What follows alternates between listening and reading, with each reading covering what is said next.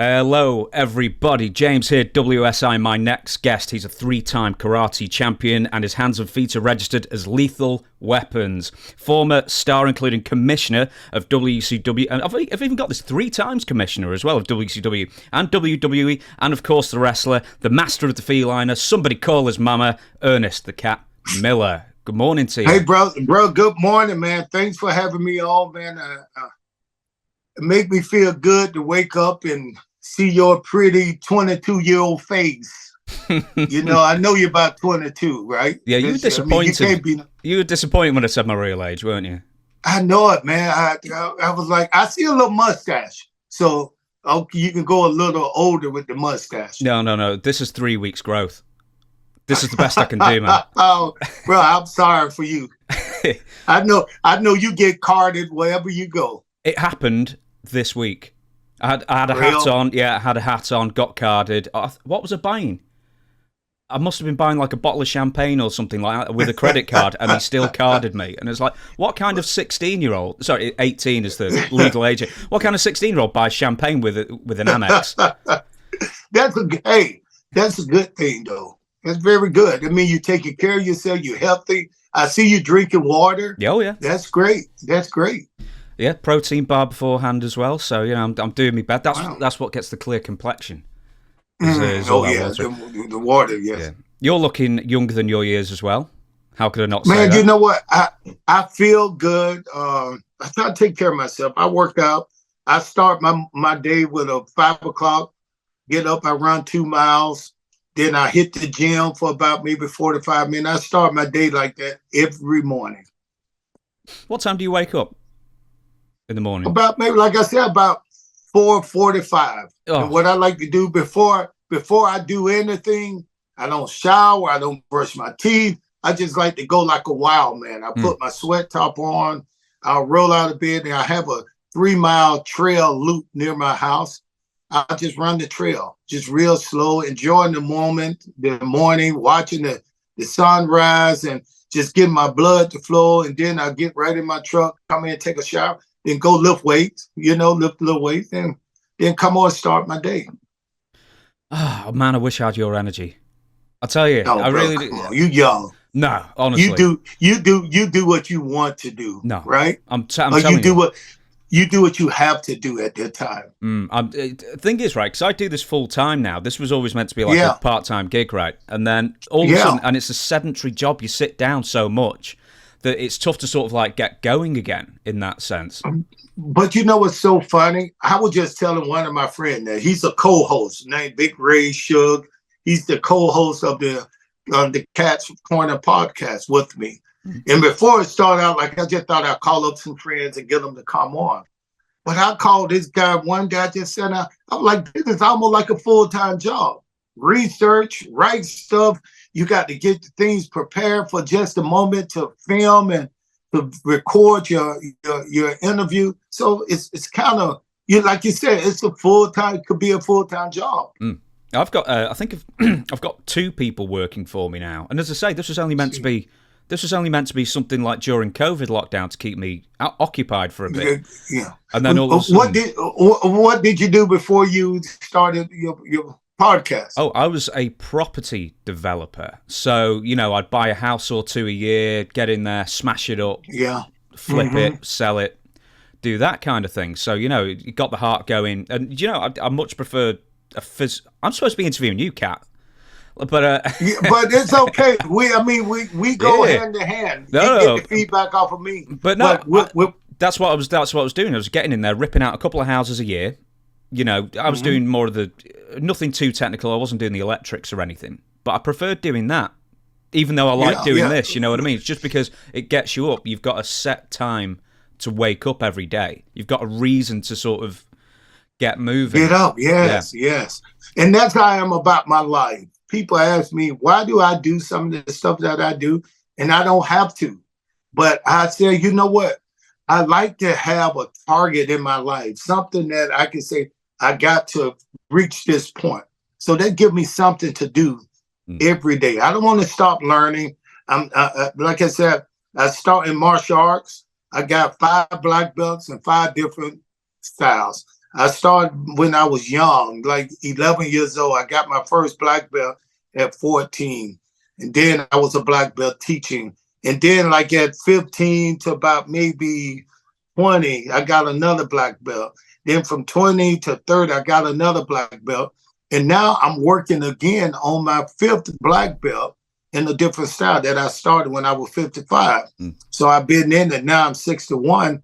I've been in it, for so many years. And now I'm getting ready to test for my black belt in Japan, because the style that I'm taking is a really well-known Kyokushin, Oyama brothers. It's a real technical style that is really only taught best by the Japanese, where it originated from. So, people ask me, why are you doing this? I guess I need to have something to do. I can't stop doing it. Well, the thing is, it's like if you hear so many people who say, "Oh, I'm retired at 65 or whatever," and then they don't have like a sort of fallback plan to do it. But I like the people who retire and then they always say, "Hey, I've never been busier," because that keeps you going. I got friends my age who retired. Most of my friends played at NFL, and they after the NFL, a few of them became like school teacher or coaches. And now at 61, they started to get their pension from the NFL, and they retired. And and it seemed like they retired. It seemed like they are so boring. They have nothing to do all day long. They live through me. What are you doing? Oh, I'm teaching a karate class. Where are you going? Oh, I'm doing my podcast.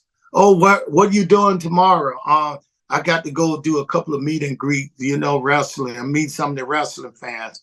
Okay, I just finished a movie this summer. I just finished two movies. I got two movies coming out. One called The Unbreakable, Stan Hansen, the Great Sbisco, Ray Lord. It's called The Unbreakable Bunch. That's a movie I just finished last summer. And then I just finished one a couple of weeks ago with Michael Jai White. I don't know if have you ever heard of him? Yeah. It's it's an action-packed movie. Michael Jai White, Method Man, got a lot of good names. Michael Rappaport, I like him as a comedian. Lala Anthony. It's called Troubled Man. It's about, and I'm gonna tell you what it's about. Yeah. It's about two nightclub owners that can't get along. And both of them handle business differently. One handle business with his hitmen, his tough guys. When he sees somebody doing better than him, he send his guys over to bust up the place. I'm one of the guys that he's sending over to bust up the place. So it's going to be a real fun movie, and it should be coming out pretty soon. When did you get your SAG card? What year? I got my SAG card probably... I did a movie called Blood and Bones with Michael Jai White, and I forgot the year, but around the same year that I did a movie, The Wrestler, with Mickey Rourke. So, I got my SAG card then, so since then I've done about maybe 4 or 5 movies. I like doing the movie stuff, acting, but it take a lot of time. And when I say it take a lot of time preparing for your role, you really have to, it's mental. It's not physical where you just read lines and you remember. You got to really feel the line. You got to really understand the part that you're about to play. Who's the best wrestler turned actor then? Aside from yourself. Of course. Aside from yourself. Me. Come on. Bro, let's talk about that. Let's talk about that. Let's do it. You name one wrestler that was in the movie that you thought did pretty well. Do you know what? They Live, Roddy Piper. I love that one. Roddy Piper did well, but what kind of role did Roddy Piper play in that to make you remember that? Mostly. Was he a star? Was he full time? Was he at the beginning of the movie or at the end? He was the star. Full time. Have you never seen They Live? I did, but I just wanted to make sure you see it. Cause at 23 years old, I don't even think he was alive when they shot that movie. In fairness, I was 1 when they shot that film. Oh, okay. All right. See, now let's talk about this. Was that film nominated for any kind of awards? No. No. Hell no. Ain't no. Hell no. Now let's think about The Wrestler. You know how many, we was not just nominated for awards. We was up for the best movie of the year. And we still classified as one of the wrestler, the movie itself is classified as one of the best movies ever made in Hollywood. Mm-hmm. And think about this. I was in the movie. I was just not somebody in the ring. Darren Aronofsky, who is one of the top, he did The Black Swan. He did a lot of movies. He was the director. At the time, he motivated me to do my part. The way he did it was so smart. He looked at me and he said, Ernest, okay, it's time for you to shoot the part where Mickey was going to come off the rope and people were going to feel sorry for him. And he jumped and the movie went dead. You know, the movie ended with him in the air. Coming down on me, wrestling me. But Darren said, hey, Ernest, if people don't believe you care about this guy, that's going to mess up the whole movie. Because the last thing they're going to see is your part. So if they do not believe you care in this part right here, the movie's going to flop. So I will put on it. So this me talking to Mickey, hey, Mickey, don't do it. We gave him enough. Stop. You're going to kill yourself in the ring. Don't do it. Please don't do it.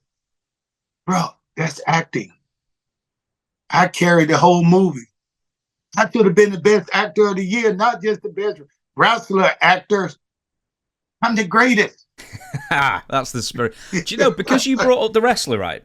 We got so many questions about the wrestlers. So we might as well start there. And I'm going to read some fan questions out to you. So I haven't got my glasses on as of usual, so I'm going to be squinting a lot. But Imperial Spy has asked, what was it like working on the movie The Wrestler, and what were your favourite memories from it? Man, let me tell you, it was fun working on. I mean, I was doing, I was fine. I had been in a few movies before, but I kind of played myself. It's like, okay, in Blood and Bone, I played a guy just out of, let me knock on wood, just out of jail. I've never been to jail before, but I played a guy just out of jail, and I was just beat up a guy. That was my part in the movie. But this movie right here, I had lines, I had things I had to do, I had marks I had to make, I had all kinds of stuff, man, that I learned doing this movie. So this whole movie was just me learning the business. And I had some of the greatest teachers around. What most people didn't know, when I first got there, they brought me in for the part, to read for the part of the Ayatollah. The guy that was playing Ram was Nicolas Cage. Nicolas Cage was at that part. But because of the tough work in the ring that we had to do, if you ever been in a wrestling ring, just falling down and putting work in, trying to learn the match.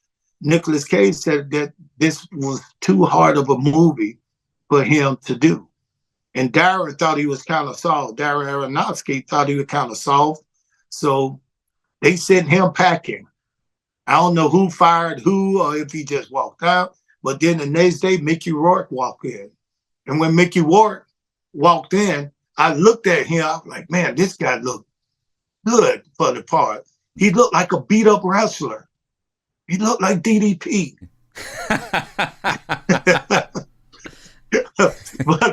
Sorry, but I said he looked good, man. He looked good. He looked the part. Then when we started talking, he was able to talk like a wrestler, like he had been grinding. He had had a not a hard life, but he looked like he'd have spent some time doing some hard work, and when he got in the ring, not that he could do every move, he wanted to do everything himself. They said, no, we got stunt double. He said, no, let me do this. Let me do that. So just working with the crew that wanted to make I think the crew itself, and this was the best part, being around people who just didn't want to say they was the best. They wanted to give the best material out there. So that's why you got the wrestler, because everybody there wanted to win, wanted this movie to be the best movie ever made.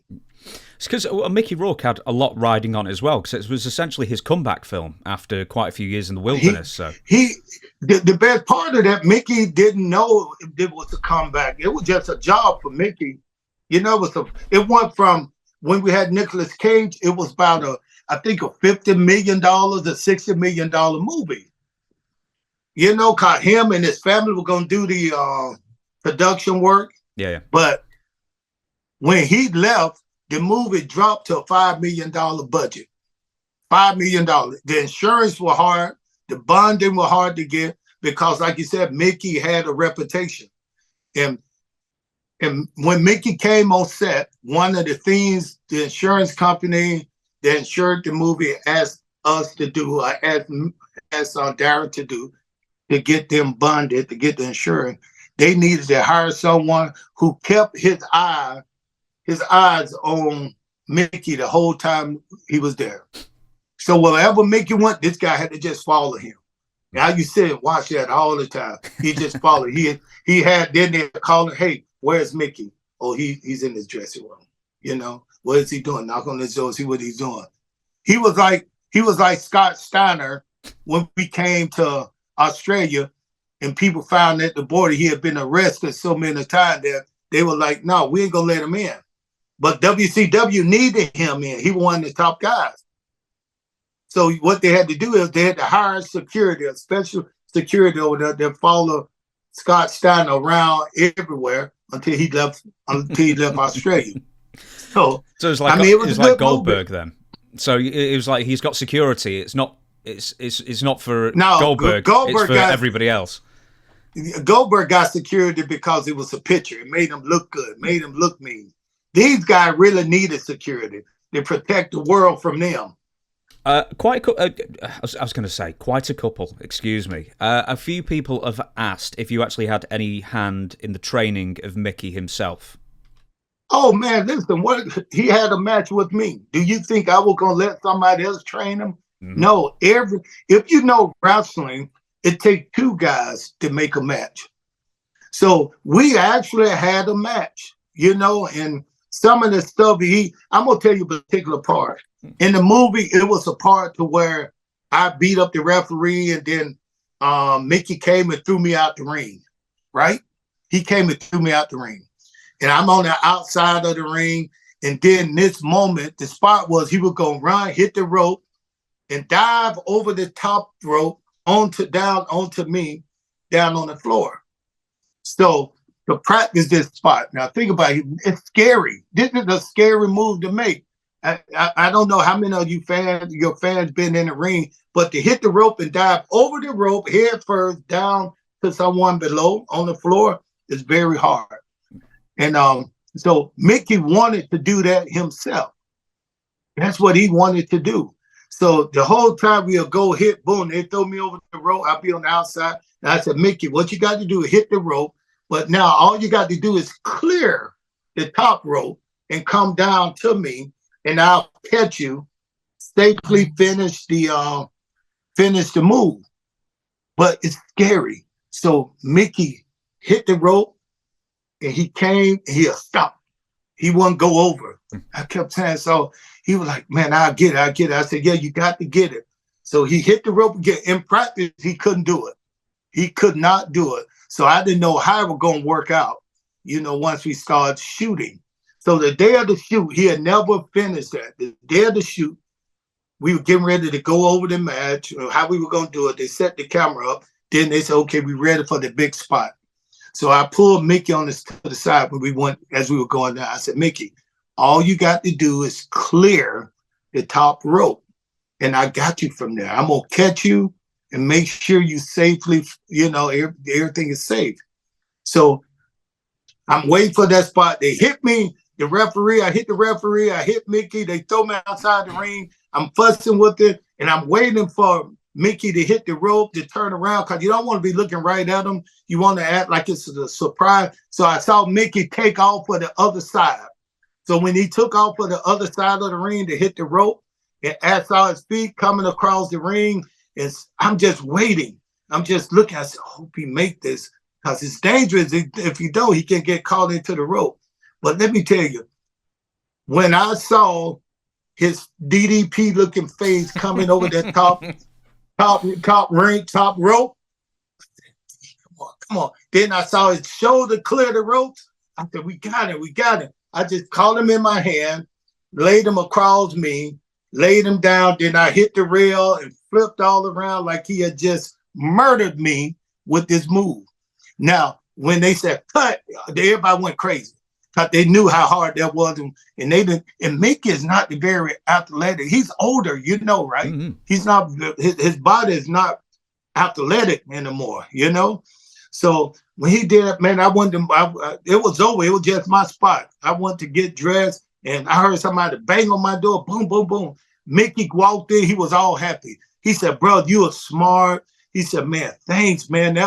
That made me feel so good." He said, "Anything, man, do you need an agent? Anything you need, I got you." He was just, I mean, he was just so overwhelmed with gratitude and respect for me and the way I took him into my hand and protected him. And I told him, but that's what we do every match. Think about it. Think about how many matches a wrestler have in WCW, Monday, Tuesday, Wednesday, dark match. Think how many wrestling matches we have where we got to be that safe with the other guy. Mm-hmm. So that was the best part. So I helped Mickey do that, and if you ever talk to Mickey, you know he forget a lot.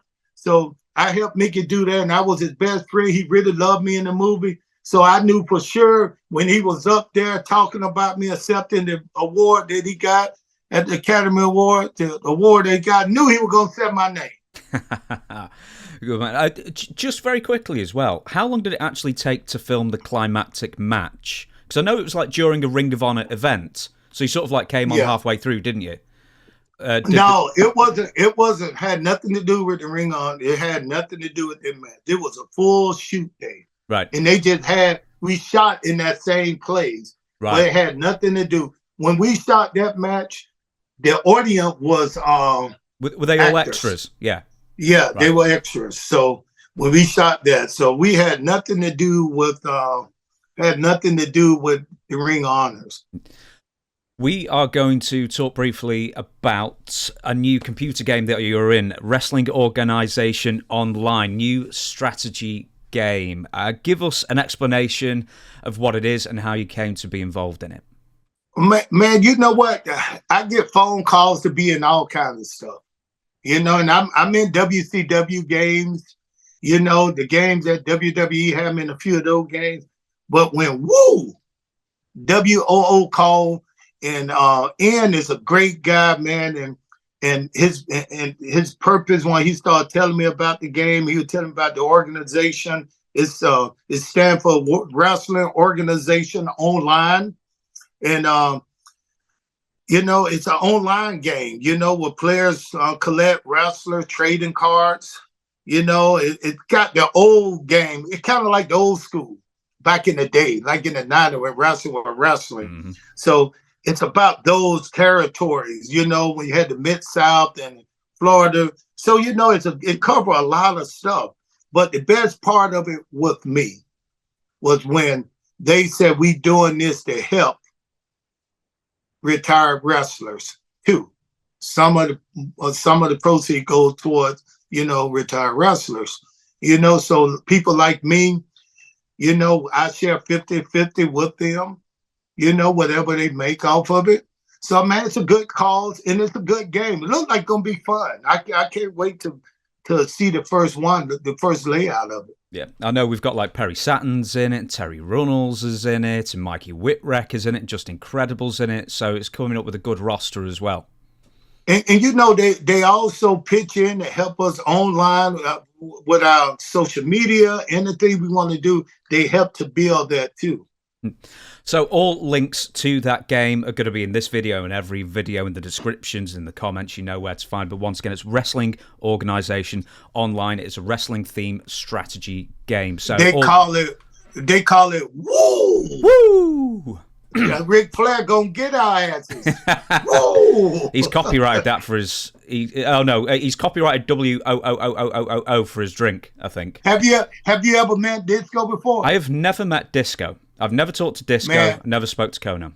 Bro, let me tell you something about Disco Inferno. People used to pick on it because he had a young face like yours, and he was really kind of, you know, he's really kind of nerdy, smart, but he one of the smartest wrestlers you would ever meet.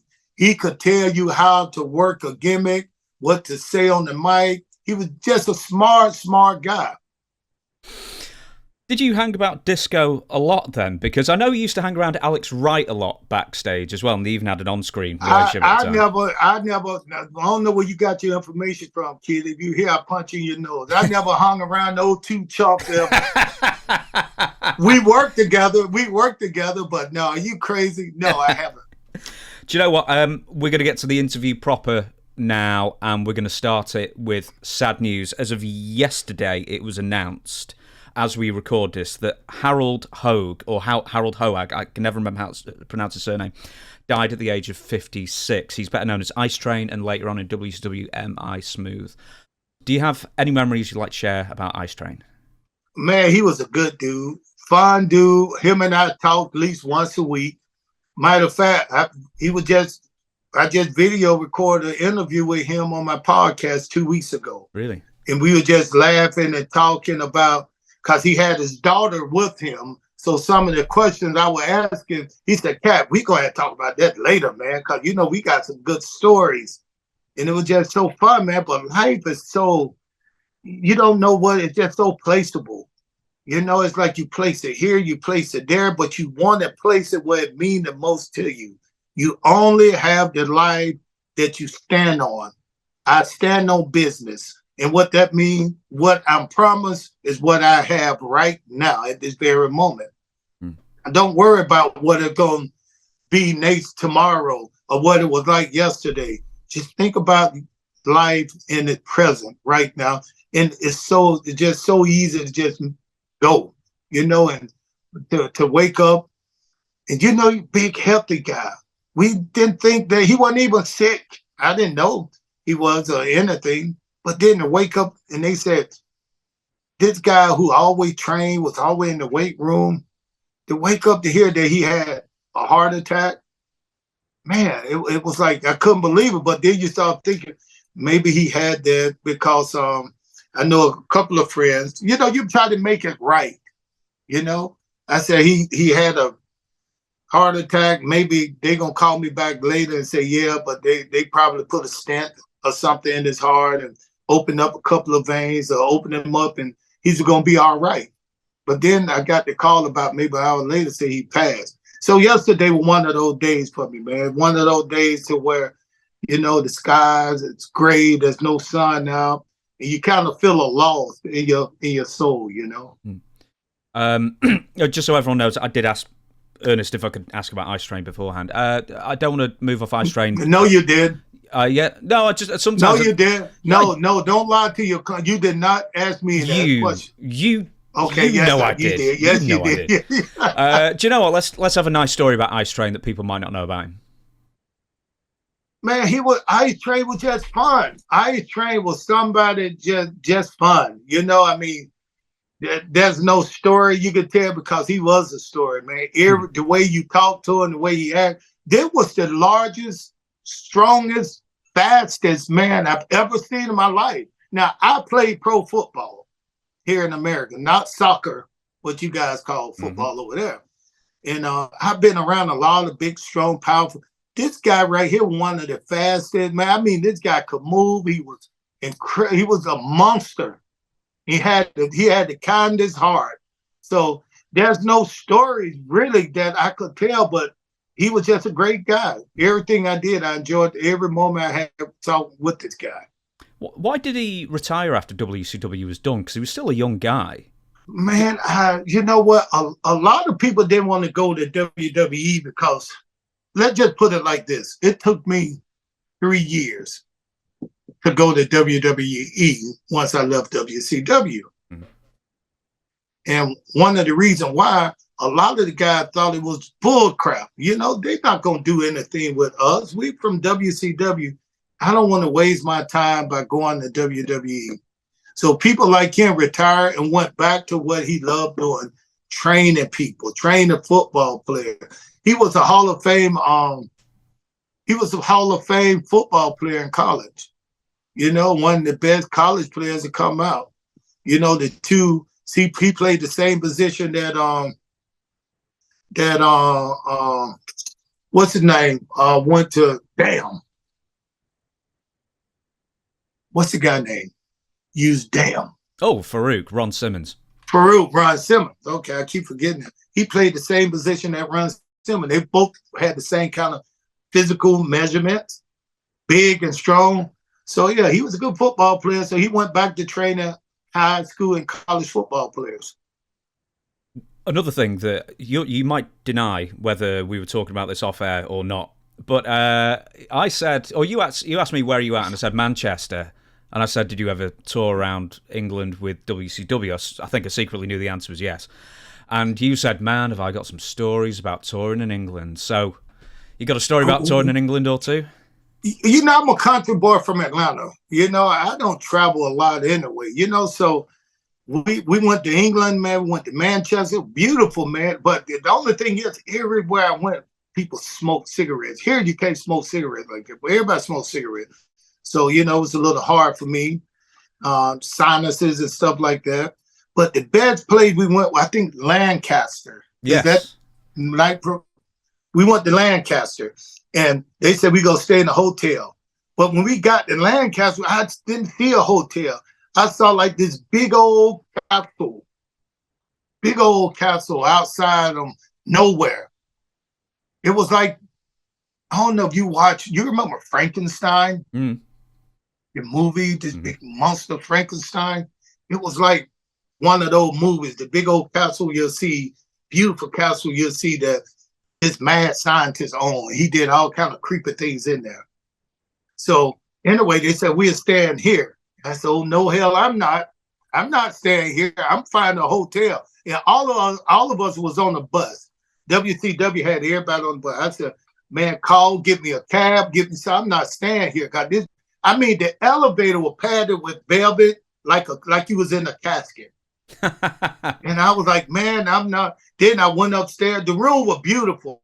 I went upstairs and I looked in the room. It was like age. It was so old, but it was beautiful, but it was set like I was in a mortuary somewhere. So I just felt real creepy. So I left the room to go downstairs, hoping that it was something to do downstairs. And when I got downstairs, every wrestler that came with us was sitting downstairs. They did not feel good about the room. They did not feel, it felt like a lot of them felt like it was somebody else watching them. And I was like, man, this place is really creepy.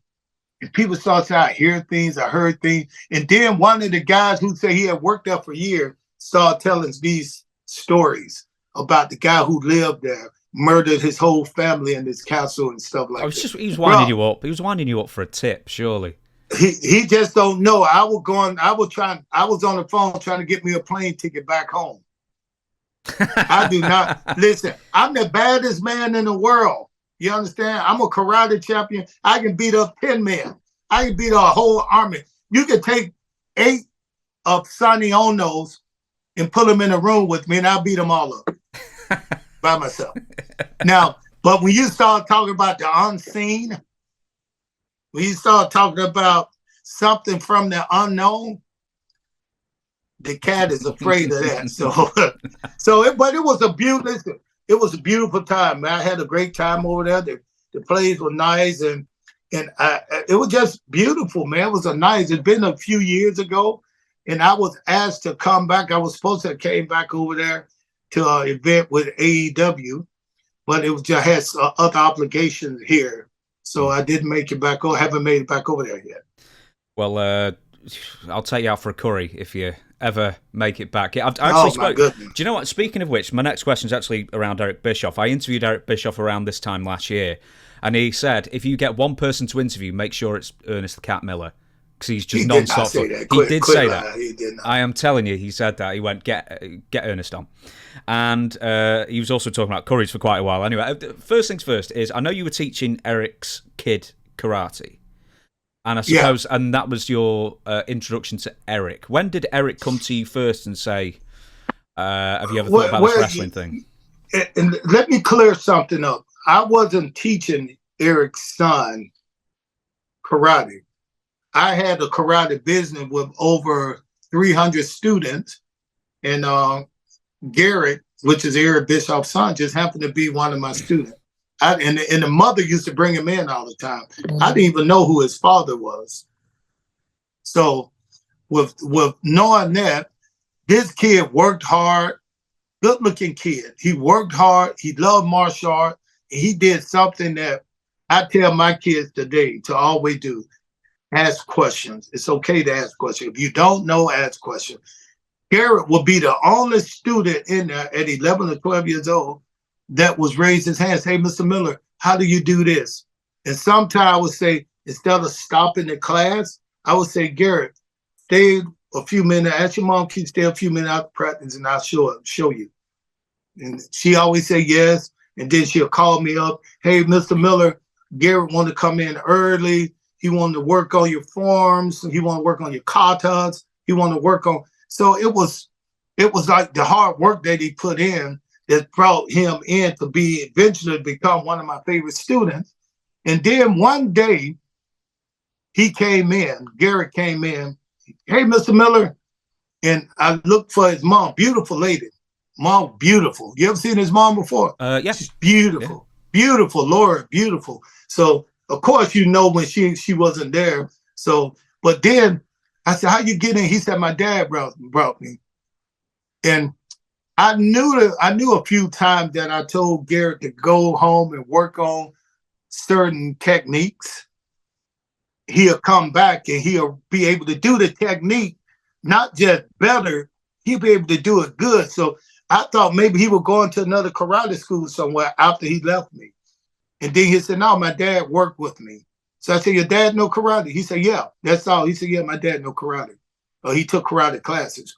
So anyway, I didn't know his dad, didn't ask his father's name. So this time, Garrett came in. This day, Garrett came in. Hey, Mr. Miller, boom. So I looked out to see, said, where your mom at? I always spoke to the mom and said, he said, my dad brought me. So I said, where your dad? Said, he on the telephone. So I looked outside the dojo, was where the glass window was. I looked outside the dojo and I saw this guy with dark hair. And he just kept walking the whole time back and forth on his phone. So I still didn't know him. So anyway, we started to work out. And then when the class was over, the guy came in. I just remember he had the whitest teeth I ever seen and the darkest hair. I was like, who the hell is this dude with these white teeth? Then he said, hey, I'm Eric Bischoff. And he said, listen, first of all, my son and my wife, and thanks for the time that you take with my son. And I really appreciate that. And he's like that. I said, no, thanks for bringing him in. You know, I got a lot of kids, but thanks for bringing them in. So it was a short visit. So about maybe 2 weeks later, Garrett come into class. And then his dad came behind him. And then the dad had an old fold up under his arm, a fold up karate gi in his belt. So he said, hey, Mr. Miller, today's sparring day, right? I said, yeah. So this Eric talking to me. Eric said, Mr. Miller, can I spar with you guys? And I was like, oh, I had 12 young karate instructors. All the instructors came over. And what I would do is line all the karate instructors up on one side. I let the kids rotate in all the way down to me. And once they get to me, we'll spar. So I said, yeah, you can start over there with the kids. And he said, okay. So he got in line. Oh, they put his gi on. He got in line over there. So I said, ready? Y'all ready? Bow, fight. So I'm just moving around, playing with the kids that's in front of me. And then I hear boom, boom, boom, boom, boom, boom. I looked down. I didn't know what was going on, but it sounded like somebody was getting at it. So boom, the bell run 2 minutes. You had 2 minutes to go, move down again. Then I started sparring with the kids. Everybody with kids in there but Eric and the black belt instructors. And so Eric moved down to the second instructor. And I still wasn't paying no attention, for I saw him bouncing around.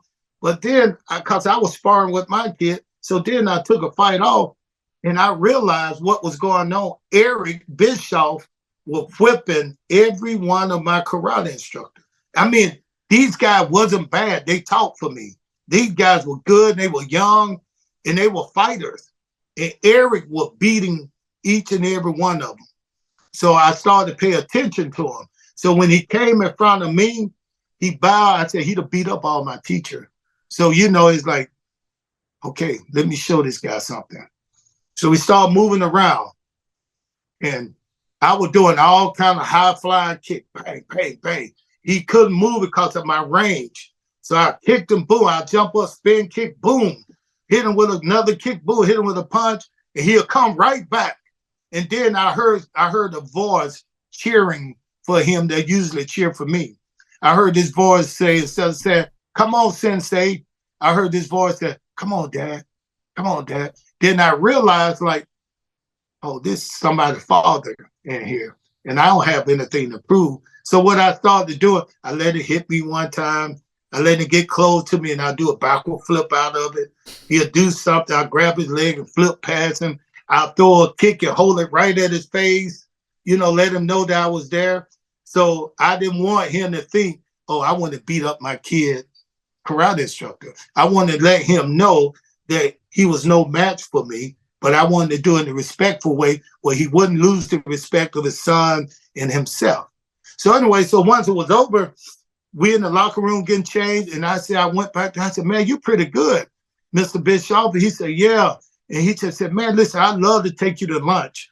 And I said, "Well, okay, then just let me know." He said, "I'll call you next week. I'll take you to lunch." Then he looked at me and he said, "Thanks." I said, "For what?" He said, "You could have took my head off whenever you wanted to. Thanks for not doing that." Then he said, "Look at this face." And he flashed the white teeth. He said, "This is my money maker. And you didn't mess it up." So I was like, "Oh, okay." So anyway, he called me the next week for lunch. And we went to lunch, and we had, he took me a place I never been before and never wanted to go. He took me a place to eat sushi. Listen, I'm a black man. We don't eat sushi. We eat catfish, you know? So he ordered all this sushi for me. And the whole time he was talking to me, I did not take one bite of that sushi. He said, well, so he talked to me. He said, "Man, you'll be good in my business." I said, "What's your business?" He said, "My business is pro wrestling." Then he said, "You'll be good. You'll be a good pro wrestler because you can talk, you're good looking, you're athletic. You'll be good in this business." Then I said, but I'm a world kickboxing karate champion. One thing that we learned to not be is fake. And I look at wrestling as being fake. And he said, "Yeah, but how much money you make?" I said, $2,000 a month. He said, "I could pay you a whole lot more than that being fake." So he said, here go my phone number. Give me a call, get her a call, my secretary a call when you get ready to come in. And I'm gonna help what you can. He said, "This is the plan. I want to make your name known in pro wrestling, where you can go over to Japan and work for 3 months. Then you can come back and teach your class and earn a living." I was like, "Okay, that's a good deal." We walked away, separated. We walked away. And then Eric Bischoff, I didn't call Eric for a whole month. He called me back. He said, "Mr. Miller, I thought you were going to give me a call." And I said, "Yeah, I was going to give you a call." Like, he said, why haven't you called?" I said, "Because I know that I told you I was going to come and work for you or work with you. But right now," he said, "I can make you a very wealthy man." And I was like, "I know, but right now what we got happening is right at the end of this class. I got a lot of students that been working with me towards their black belt. So if I left before they got the black belt, some of them may not achieve the goal and which they were there for, to get a black belt. So I was just going to wait until after they finished." He said, "How long?" I said, "About another month." He said, "Another month?" And I said, "Yeah." And I guess he looked at me because I didn't know how much money I was going to get paid, the transition was going to be. But he looked at me, and soon I came in. Matter of fact, the day I told him I was going to start, once my class graduated to their black belt, the ceremony was on a Sunday. Monday morning, I was in the power plant working out. I was in the power plant for 2 weeks, and Eric just happened to come down there because NWO were getting ready to break out. So some of those guys were down there practicing, and Eric came down there to look them over. When he walked in, he saw me. He was surprised. He was like, "Ernest, how long have you been in here?" I said, 2 weeks. He said, you been here that long? He said, you haven't seen me. Have you got paid? I said, no. And he was like, man, he said, don't worry about it. Come to my office and we'll write your contract out. And he said, you haven't even bothered me. I said, no, because I told you what I was going to do. I told you the date, and I was here on that date. He just said, man, listen, you a giver. This business all takers. You a giver.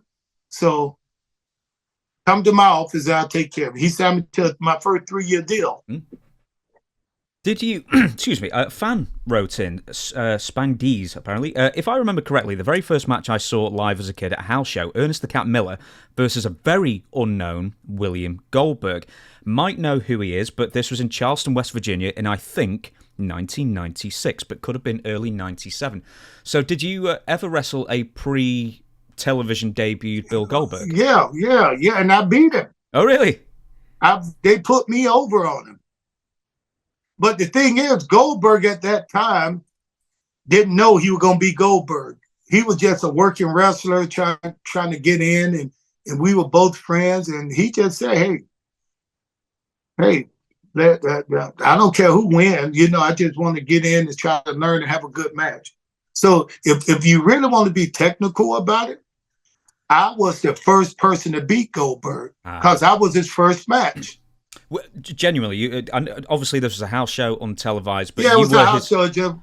First wrestle. So you were the very first person that Bill Goldberg wrestled on a WCW sanctioned event. Exactly, yes. Excuse me. And that fan is wow. I forgot all about that. That's something I'm gonna have to write that down and let him know that the cat whipped his ass. First person ever. Was it always written in the stars even that early on that Goldberg was going to be the next big thing, or was he just another body at that point? Man, you had so many talented looking guys in the business. You could have picked anyone when we was there that could have played that spot, and but I don't think they would have played it like Goldberg did it. Goldberg did it with the image of unbeatable, unmovable object. And he did it with the attitude of like a Muhammad Ali, where I know I'm the greatest. And that was a good match for what they were doing when they put the rocket up on him and he was beating everybody. Next question. I've got so many, honestly, Kat, I'm just Bro, go ahead, man. Go ahead, stop talking to me. Give me some more questions. No, I'm going to give you some more questions. Damn right, I'm going to give you some more questions, man. Calm down, kid. Calm down. You're a little hot head. I'm nearly middle-aged now. I'm heading towards middle age now. DF Mitchell has asked, you used to call out fans and tried to get them to come to the ring and attempt to fight him.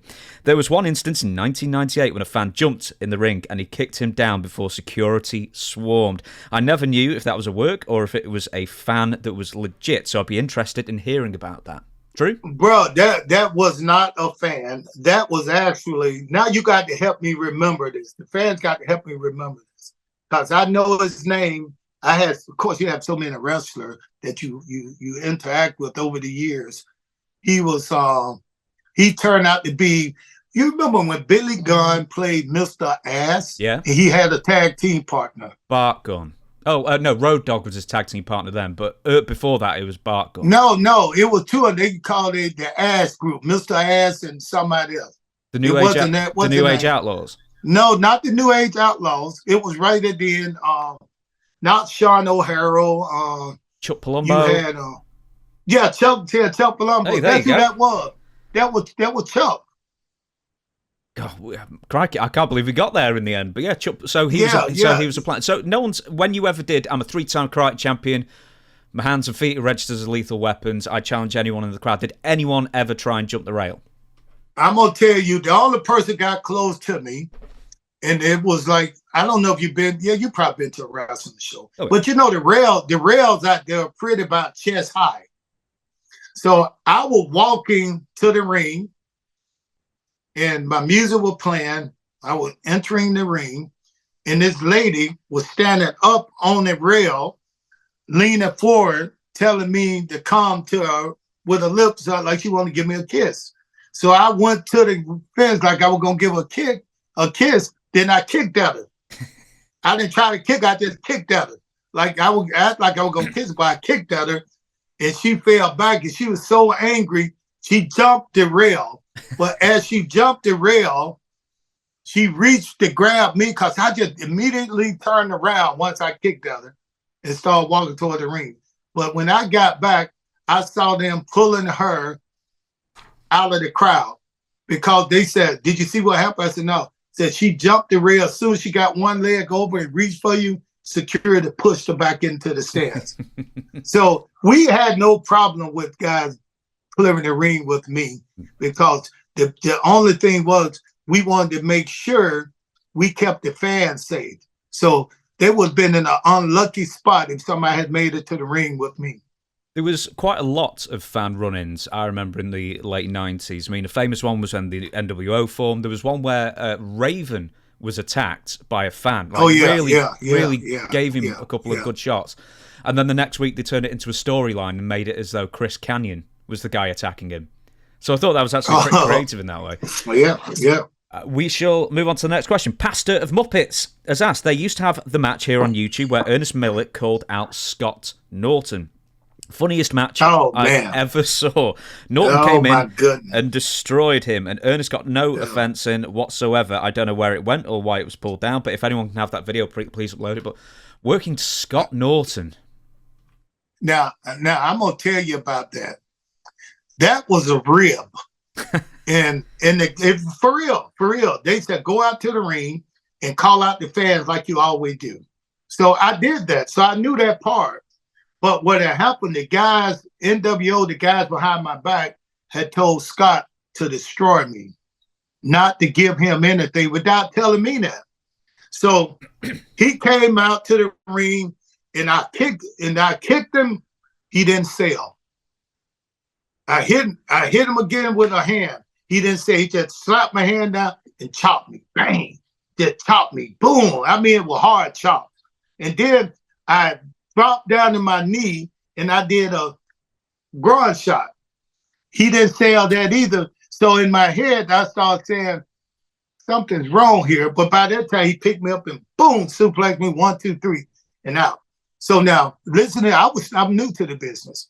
So after every match, I will call one of my friends, Bobby Hard Work Walker. He was a wrestler before me. He's a good friend.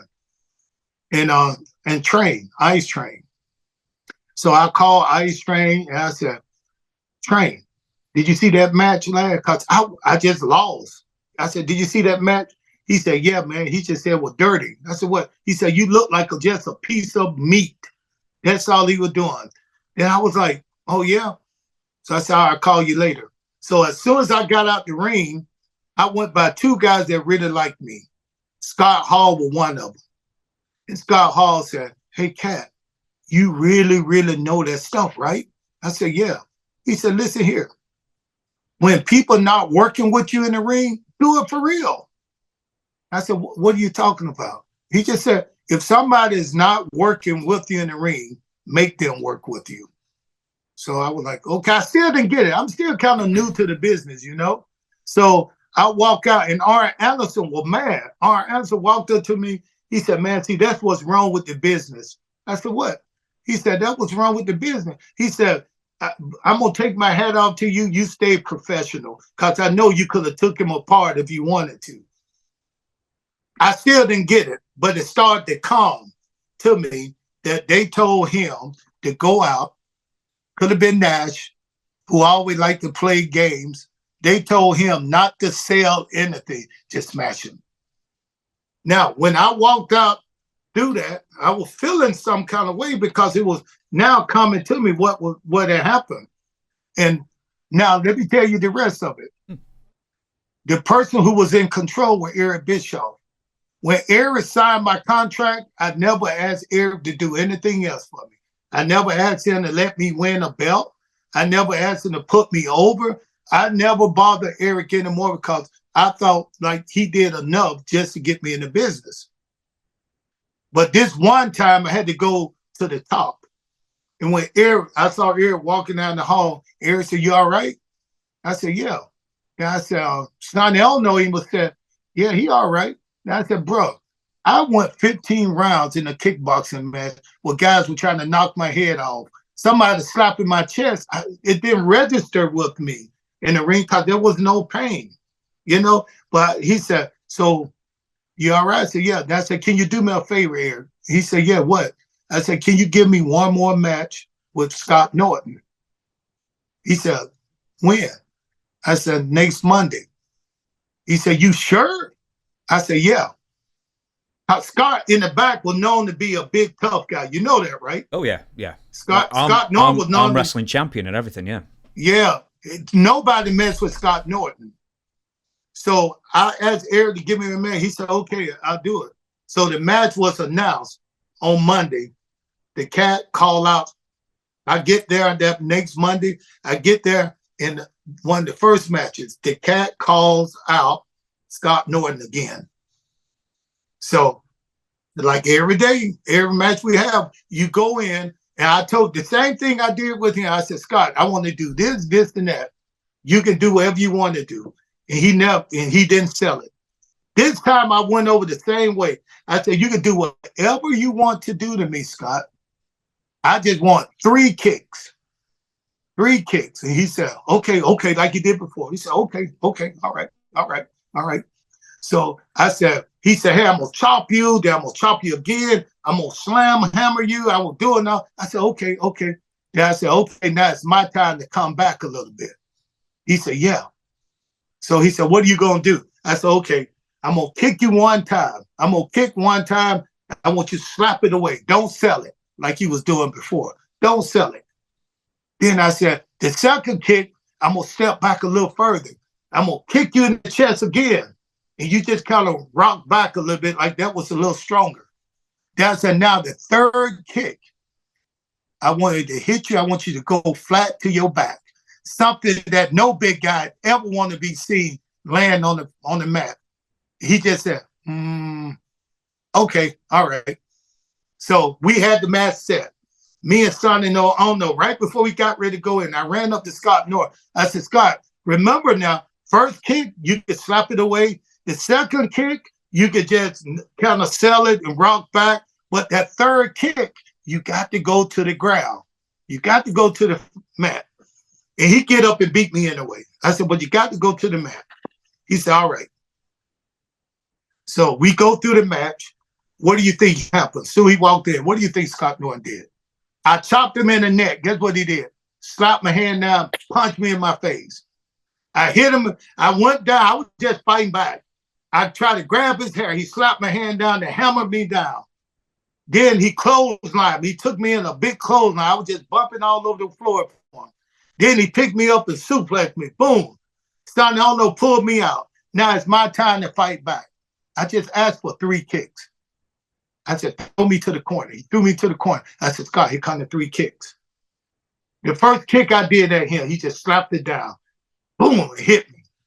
The second kick, he did the same thing. He didn't do nothing I asked him to do. He slapped it down and punched me again. That third kick, it was the straightest kick I ever did. I damn near went through his chin to his forehead. And he went straight to his back. And blood was coming out of his mouth. It knocked all his front teeth out. It's knocked all his front teeth out. And when he got up, suplexed me, got 1, 2, 3. Then I went back through the tunnel, and those same people that stopped me the Monday before stopped me again. Scott Norton said, "Man, that kick looked great, man. I never saw him take a bump like that before." Then Arn Anderson stopped, said, "Man, those kicks look good, man. I never saw him. You made him look good. I never saw him take a bump like that before." So when we walked by, I looked at Sonny. I said, he'd have had no choice but to take a bump, because that thing would have ripped his damn head off if he didn't go down. And next thing you know, he come walking back there, his mouth was bleeding, his shirt was ripped off. He looked like he had just got beat up. But the story is this right here. I showed them that day that you play around too much. I can't say what I want to say. You fuck around and you'll fuck around and find out. And that's what Scott North found out that day. And if he wanted to take it a little further in the locker room, I was ready for that too. Did he ever, I mean, did he sort of put his hands up and say, I get it, I didn't register the second one? Again, I swear, we never had a problem. We were friends forever there.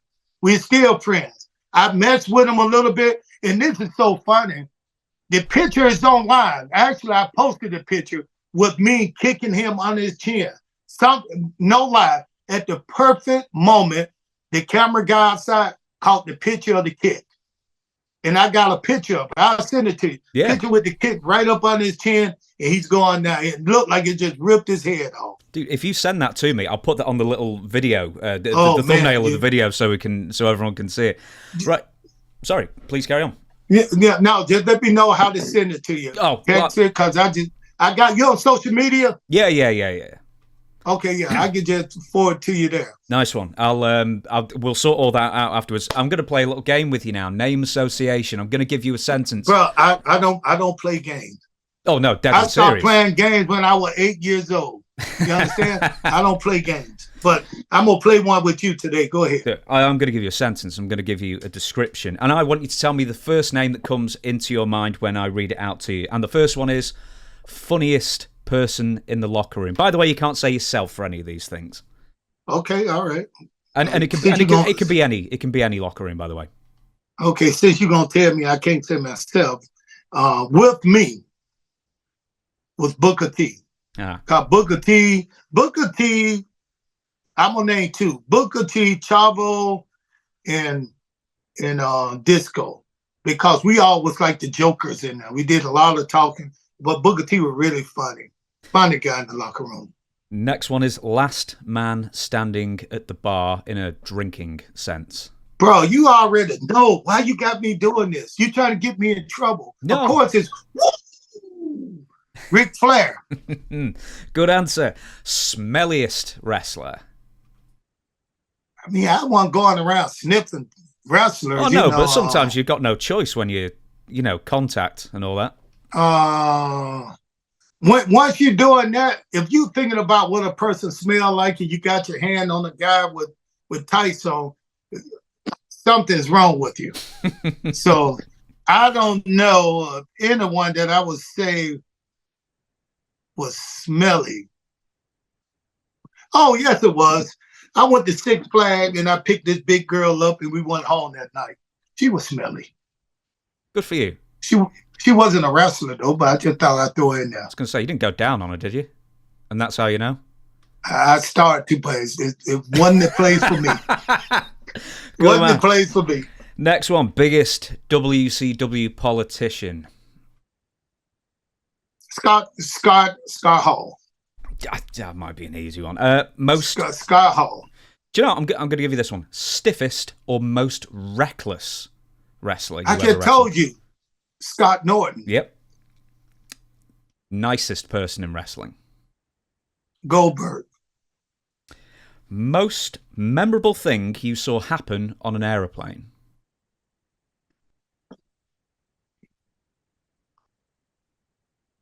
When I first found out how the guys were using certain pills on the airplane. Are we talking somas, that kind of affair? Yes, that kind of stuff. And I remember talking to this guy sitting behind me. He was just like, Cat, we were getting ready to go somewhere, a long flight, Germany, somewhere like that. And I remember just turning around. We were just talking, having fun. Hey, he was sitting right behind me, and we were like, hey, yeah. And no lie, about maybe 10 minutes later, I turned around, and I said, hey, his eye was rolled in his head like he was like in some kind of trance, and he was like foaming out the mouth. And it shocked me because you got to understand, I found myself in a different world when I came to wrestling. I was in the world of karate to where everything was, you didn't use drugs, you didn't lie, you didn't do anything, you used martial arts for the good. So you didn't drink. And that's what I've been ever since I was young. I didn't drink. I didn't smoke. I never tried weed. I don't drink alcohol. So here I'm in a business to where these guys, not that they used substance or whatever, they had to, some of them felt like they had to, just to cope with the things they had to cope with. So I thought at this time, for him to take this long trip, the only way he could sleep is to take one of those somas. But once I saw that, man, it just scarred me for a while. It kind of, I couldn't even almost relax because I was worried about him. But by the time we landed in Germany, it was like nothing ever happened. Is it one of those things where you're getting into such a foreign business to what you're used to, and I don't even know if it's like a wake-up call, but it must be such a jarring thing to see. Man, sort of like how the other half live, in a sense. Oh, you said you nail on the head, man. Just think about this. I'm in a karate. Okay, let me tell you my career. Yeah. I played pro football, and I never really made the pro team, but I was invited to camps every year. So I was trying to make a football team. New England Patriots, Atlanta Falcons, boom. Then being in shape, being around guys, my friends who didn't drink, didn't do anything, because we all wanted to make it big in the thing. Then I got into karate. I started kickboxing, where you train to keep your body the best performing body you can have, not drinking, not doing drugs. And all of a sudden, I'm in a business. The first day was like, I'm in a catering. And I did not just come in there. I had to stay in the power plant to learn to wrestle for years before I went out on TV. I came in because they had something for me. So I was in school about maybe 2 months. Then they think, I'm on Monday Night Nitro, the biggest show, because they needed me to go in to save Glacier and do a kick and all this stuff, something I could do because I was athletic.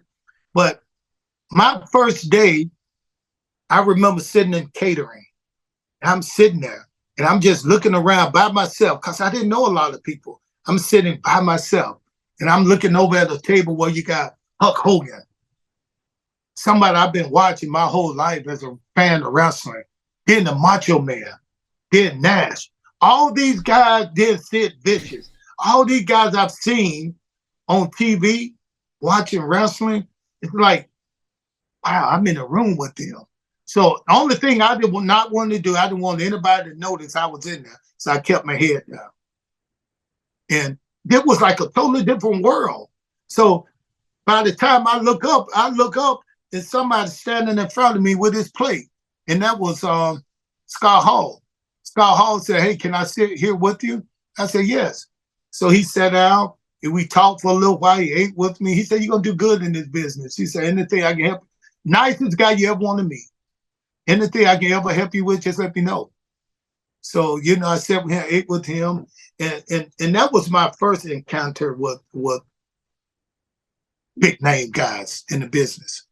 But then once I started to get over and they started having to invite me because my numbers were doing pretty well, it was still a different world. You know what I'm saying? It was still a different world. I wasn't used to that kind of world. I wasn't used to the treatment that wherever we go, you got people just wanting to see you. They wanted to touch you. The wrestling fans are totally different than any other fans that I know of. Wrestling fans are really sincere about not just the wrestler, but the business. You got people who are smart, people who study, people who know more about you than you probably know about yourself because they put the puzzle and pieces together. And when you see those people, when I walk sometimes, somebody say, hey, Cat, I turn and look at them, I had to ask myself, where did I know this person from? If this might be somebody I met when I was young or something like that, then they know so much about me. But then when they said, thanks, I'm a wrestling fan. I'm like, oh my goodness, man, he made me feel like he was a long lost relative because he knew everything about me. It's got to be. It's a different world, world. I've got a load more of these, so we'll get through them. The most high-strung, edgy or nervous? Chris Canyon. Most talented wrestler you ever worked with? Chris Benoit.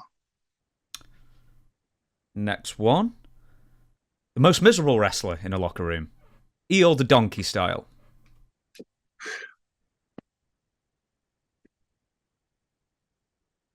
Somebody who always had a pretty bad attitude, like they hated the business. It was Eddie Guerrero. Really? Yeah, Eddie loved the business, but he was always like involved with home problems. I don't even want to say home problem because I don't know what the problem was, but he was always angry in the locker room, I thought. But he was the nicest guy you wanted to be around. But he also was like the meanest, you know? Next one, the worst abuser of spray tan or baby oil.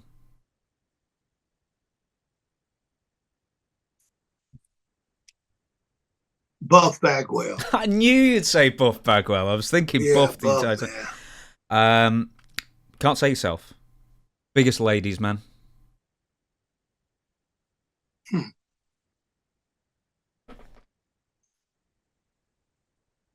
Oh man, that's a hard one right there because you need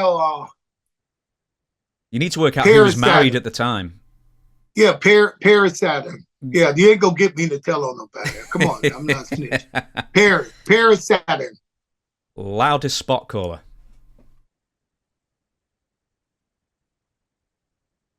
Hugh Morris. Well, you could just hear him across the room. He couldn't hear, so he had to say it real loud. So we could hear. So he could hear. Favorite Nitro girl? Miss Jones. Miss Jones. Carmella. Worst driver? Stevie Ray. Why Stevie Ray? How bad was he in what way? Because he liked to talk all the time. He liked to talk and look, and when he talk and drive, he got to look you in the eyes. So if you're in the back seat and he talking to you, he driving with his eyes focused on you and out in his hand off the steering wheel. So I would tell Steve, I was like, Steve, bro, you don't have to look at me. I hear you. Just stay focused on the street, on the highway. Next one, biggest ribber. Mr. Perfect. This is a classic one. Okay, can't say yourself. Most legitimate tough badass.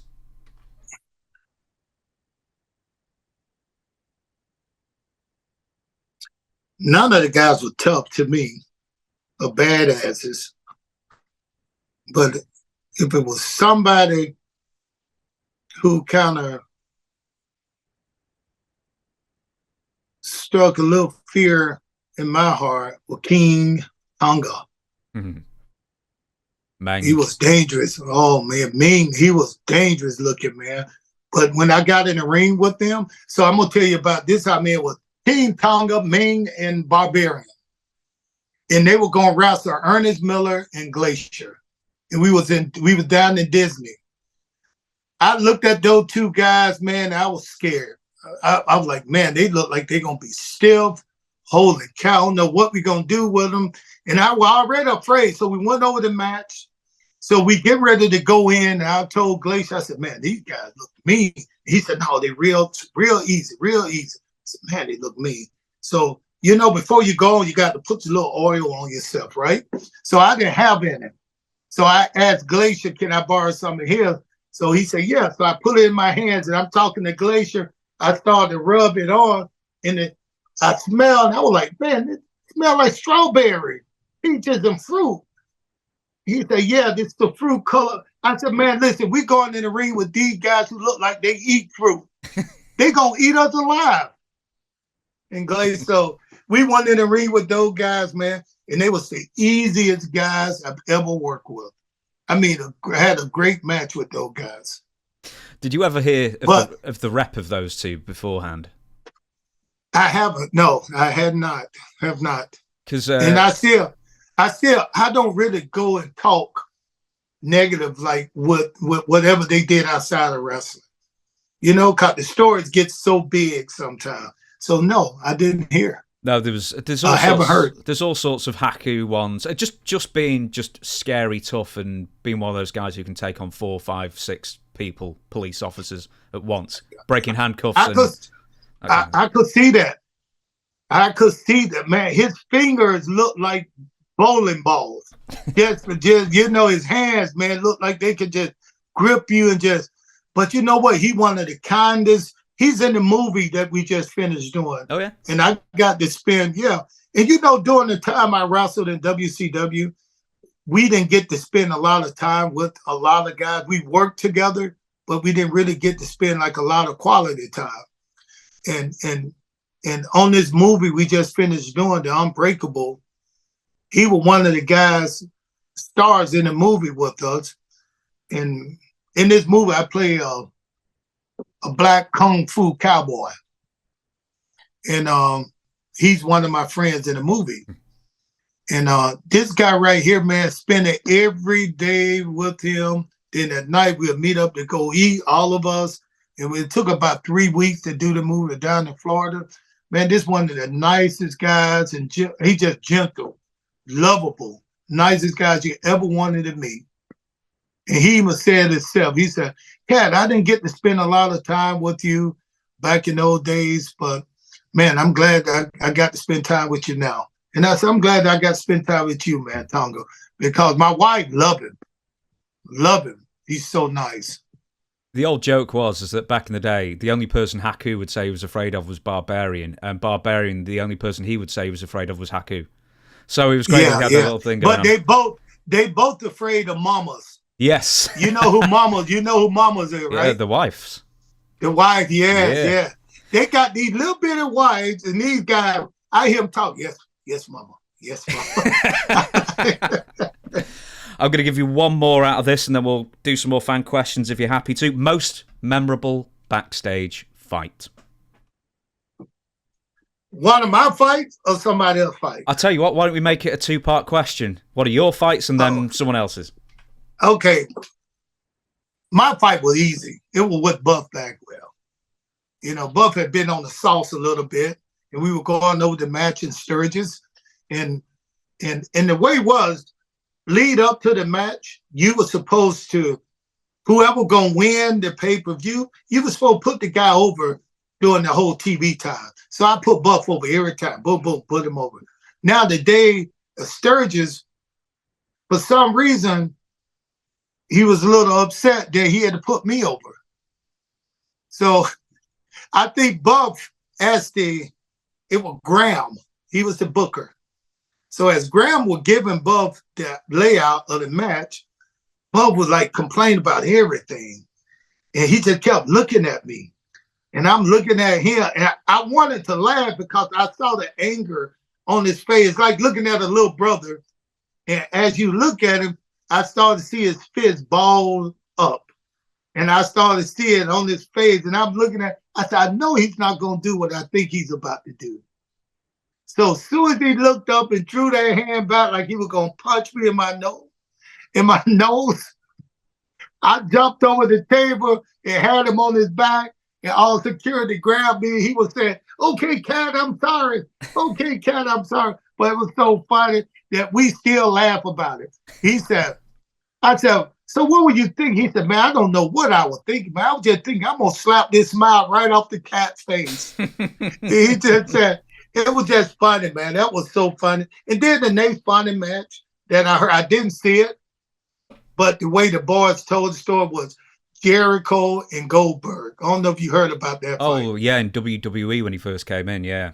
That wasn't much of a fight, really, apart from a headlock. I know, but we, say that again. It wasn't, it was pretty much like a front face chancery, wasn't it, pretty much? And that was it.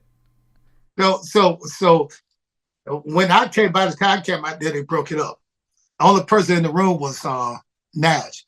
So I was like, man, what happened? I wanted to see it. Nobody had bruises or anything, but I wanted to ask ask Nash, who was in there. I said, Nash, who won the fight? He said, oh man, listen, I don't have nothing to do with that. Ain't got nothing to say about this fight, but I was right there. I saw the whole fight. I said, what happened? He said, I'm not going to say anything, but let's just say Jericho got Goldberg in a headlock and Goldberg couldn't get out.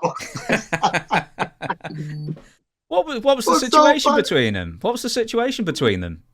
Man, you know, it was just the backstage could get heated, man. It's just like a basketball game when you see two professional teams with guys who play with each other all year, and now they pushing and shoving each other. It wasn't a fight. It was just a disagreement. They just tied up and grabbed each other. And then I said, you know what? Jericho were probably lucky that he could hold Goldberg like that. Because if Goldberg had got to lose, it would have been some damage. Now, Goldberg does a lot of training with MMA fighters. And him and I have won in the ring before to where he actually is pretty good in the ring in his MMA stuff. You know, in Muay Thai. Do you know, because you mentioned Kevin Nash, and you know Kevin Nash, I know Kevin Nash's reputation, I never spoke to him, but do you think that Kevin Nash may have been winding up one or both parties before that sort of fight broke out? Probably so. That's him. That's him in the locker room. He's like the best bad guy I've ever seen. He's like the guys you want to see in the cowboy movie, sitting in there just stirring up things. He's one of those guys, but he's fun though. You know, he's not one of those guys that want to cause damage. He just want to shake things up a little bit. He's really vocal and smart. Should we, are you happy to take a few more fan questions? Yeah. Let's do it then. And I was lying because this is a question from me. What were the biggest changes to WCW when Vince Russo took over the creative helm? You know, it was a time where everybody's like, you went from a time when it was fun and things were popping, everybody was making money, the business was so busy to where it kind of like slowed down at a snail pace. And everybody trying to figure out where they could fit in. So when Vince Russo came in, it was like so much of unknown, you know, that until you figured out, it's like you were just trying to figure out things. You know, there's so much unknown. But Vince Russo was actually an easy person for me to talk to because it was one of his ideas with him and Eric. One of their ideas to say, okay, let's make Cat the commissioner. That went over pretty well. You know, so I just talked to Vince Russo. He'll be on my podcast in a week or so. But he had a lot of backlash. But you will in a business like that. You know, you can't put everybody at the top. Somebody got to be in the middle and at the bottom. So, you know, people were buying for that position and doing anything to get there. But I think Vince Russo did a pretty good job with what he had to work with. Do you remember, I'm presuming when Russo came in, it went from sort of flying by the seat of your pants to getting scripts. Is that the case? Man, I did. I remember that. We used to, it was never fly by your pants. It was more about they'll tell you, give you a summary of what they wanted and what the picture was. And then they'll let you go. You know, they'll tell you to go. But they hired people who could do that then. There's not too many people out there now that can, without a script, without somebody telling them what to say, can go with it and fit the picture the way they did. You know, when you had Scott Norton and Scott Hall in the ring when they came out from NWO, they didn't have any script. They just said, Scott Hall, you guys are invading this territory. You guys are taking over. Go out and let the world know on WCW that you guys are NWO. He didn't have no script. He just came out and laid it out there, and it was perfect. How long did it take for you to sort of like learn your lines? Because obviously as the commissioner, you've got a lot of lines to learn, and then all of a sudden there's the backstage vignettes, and I mean it's a big, it's a big old production change for you, especially as one of the faces of WCW at this time. But it wasn't too much of a big change because they worked with me. You know what I'm saying? Vince Russo didn't just have a writer to write your stuff. I forgot the guy's name who was writing for it, but he was his right-hand man. Ed Ferrara. Ed Ferrara. Ed called me and said, hey, Cat, we're going to put you in this place right here. This is what we want you to say. This is what we want you to say. But because I was so good at adding my own lines, I've been told by Vince McMahon. I was on a plane with Vince McMahon. Vince McMahon certain people you don't have to write for. Just let them know the element, let them know what you need, and let them be themselves. And he's like that. He was talking about me. But then he said, you put somebody like Scott Steiner out there, you got to control that fool, you know? So I was able to work with Ed and those guys through that situation by they worked with me. And then they would send me the script like 2 days before Monday, like on a Friday. I'll get it Friday night, 8:00, email or back then we were using the what you call it, not fax FedEx, machine. but the fax machine. Yeah, fax. I hear that fax machine. Tick, tick, tick, tick, tick, tick, tick. I know the script is coming in. I'll go get it and start reading it and make adjustments and do the things that add the things that I want, take away the things that I needed. They were fun to work with, man. And matter of fact, that's why I think that's why I was able to adapt to acting the way I did, because I was so comfortable with lines and then in front of the camera. Well, it's probably even better than acting because, I mean, you're doing improv, essentially. Oh, yeah. To a point. Yeah, so, I mean, to an actor couldn't just do that. No. Now, this next question, most people wrote in for. Lots of people asked this, but I'm going to go with M. Ruddle. What was it like to not only meet the great James Brown, but actually have a dance-off with him? That's got to be one of the special memories. Man, I'll never forget it.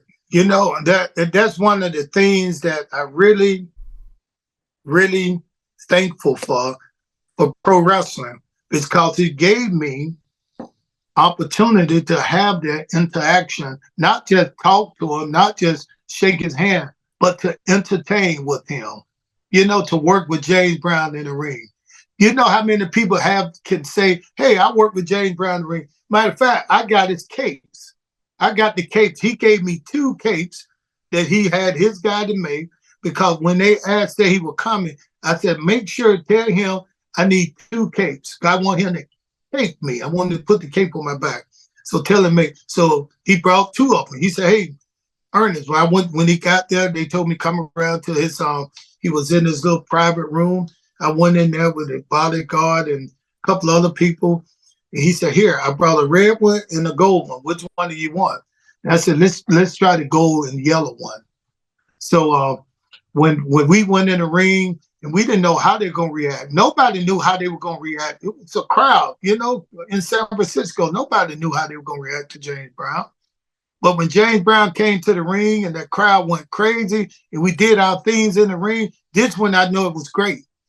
When I walked out of the ring, walking back towards my locker room, coming towards me was Sting. And Sting looked at me. He was like, Ernest, if you know Sting's attitude, it's kind of real laid back. He said, Ernest, that was good. That's probably the best thing we're going to have on this pay-per-view. Like that, then I said, thank you. Then when I walked by, I looked to see if he was looking and smiling at me. I thought he was ribbing me. I was like, is he for real? So the guy said, no, that's just how Sting is. He real. He don't play like that. He just real nice and to the point. So, I mean, it was something, man, that still live on, man. Every time people talk about it all the time today. So, what's your favorite James Brown song? I'm Black and I'm Proud. Say it loud. I've got to say, It's a Man's World. I love that. But I love the live version too, where it goes like 11 minutes. Oh, it's great. And then he folds up on himself like 4 times, and then he gets back up. Oh yeah, brilliant. 4 times, get back up. It's so pro wrestling. It's like they fold up. He looked like he just can't take it no more. They walk him off. Come on, they finally got him. Let's go. He still want to sing more. It's almost like the movie The Wrestler. Think about the end of the movie The Wrestler. Mickey Rourke was not supposed to be in the ring. He was a wrestler that was done. He was a wrestler that loved his business so much that he was willing to give the crowd more and more and more, even if it killed him. James Brown did the same thing when he dropped to his knees and he got so emotional. His friend come out to put the cape on him and said, okay, it's over. And as he tried to take him out, the crowd still cheering. He can't do no more. His hair all over his head. He's sweaty. He just put on a great show. As soon as you think he's about to leave, he come back and give you more. And now his friends start coming back, patting him on his back. Come on, James. James, you can't give no more now. You're gonna die here on this stage.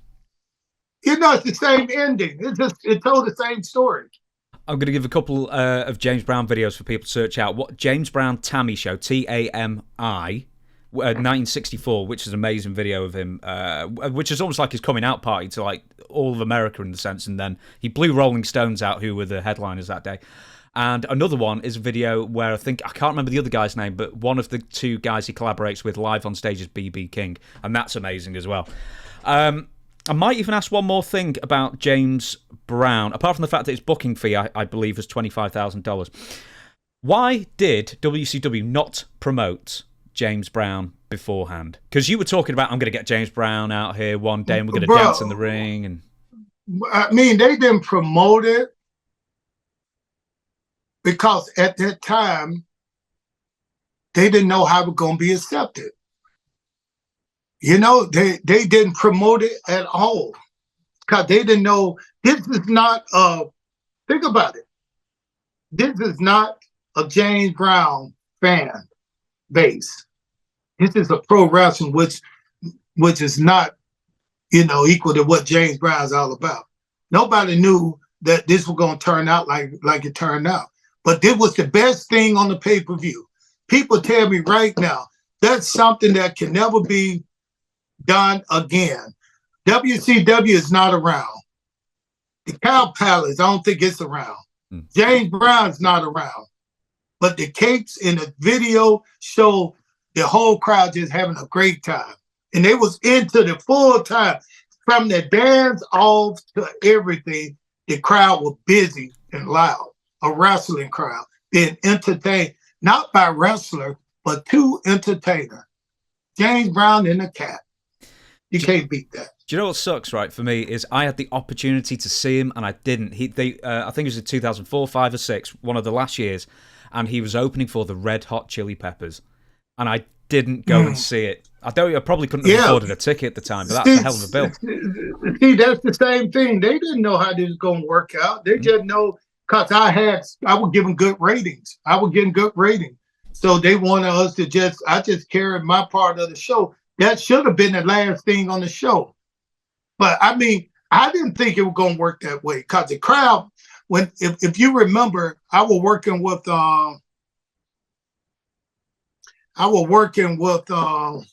what was his name at that time? Played the piano keyboard. Oh, the Maestro.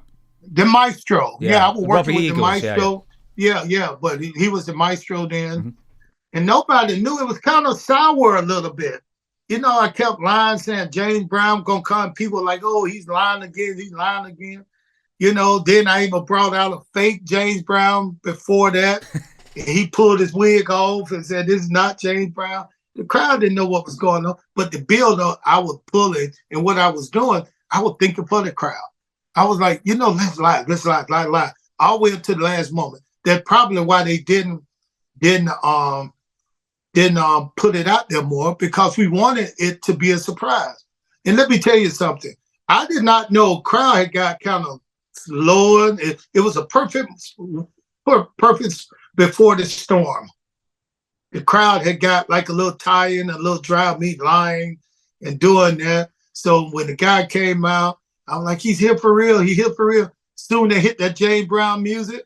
And then the crowd saw James Brown and his crew coming out. It was loud, man. I mean, they were cheering. And why have you got fireworks over you? What? Some fireworks. Not fireworks. Not fireworks. No, not in the fireworks. But I'm just saying, the crowd went crazy. I've got a heavy question to ask you now. And okay. Were you involved in the Reeves versus WCW racial discrimination lawsuit? No, I wasn't. I mean, I knew about it. One of my friends was the lawyer, but I wasn't. No, I wasn't. Because I know your name comes in the court documents at one point. Do you think it was a valid lawsuit to take out against WCW at the time? At the time, man, I don't like to talk about it, but at the time, there were some things that happened to me that I did have to testify about, because they called me in to say some things. You know what, man? It's just like in the business. You got good people that you work with. You have bad people. I'm going to tell you one of the situations that I had at that time. I remember that we was in Chicago. And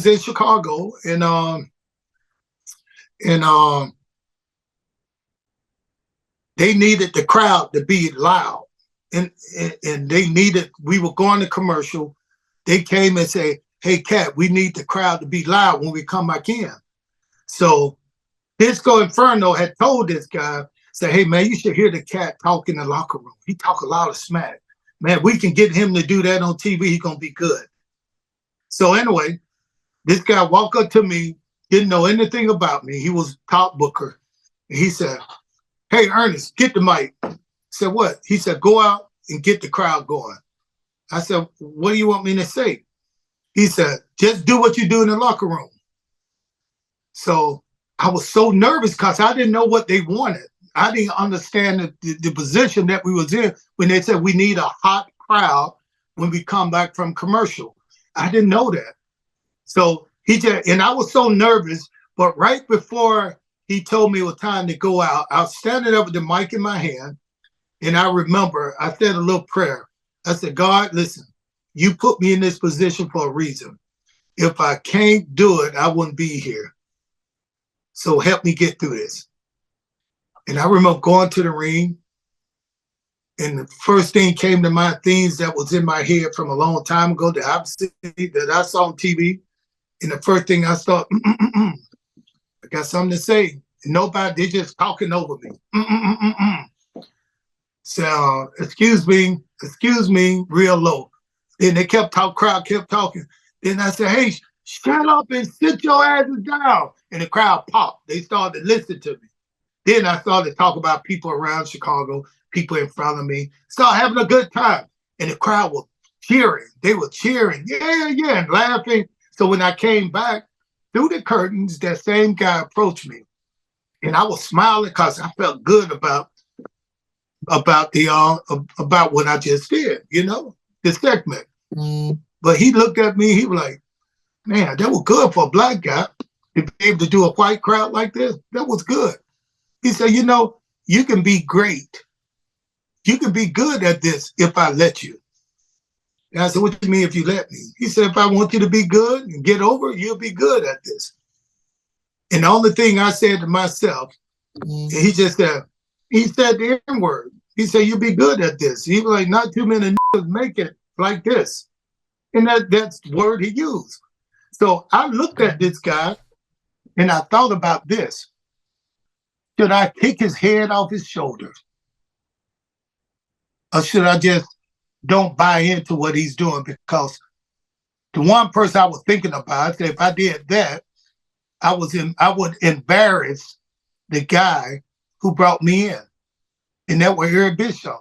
Mm-hmm. So I looked at him and said, bro, listen, you can't stop me. I got somebody bigger on my side, and I wasn't talking about Eric. And I walked away. So, it was a couple other times, man, to where we were going. I was one of the highest rating guys up there at that time. I was over. I thought I was making good ratings. They would put me all over the place. But we went to this particular city, and this guy came up to me and said, listen,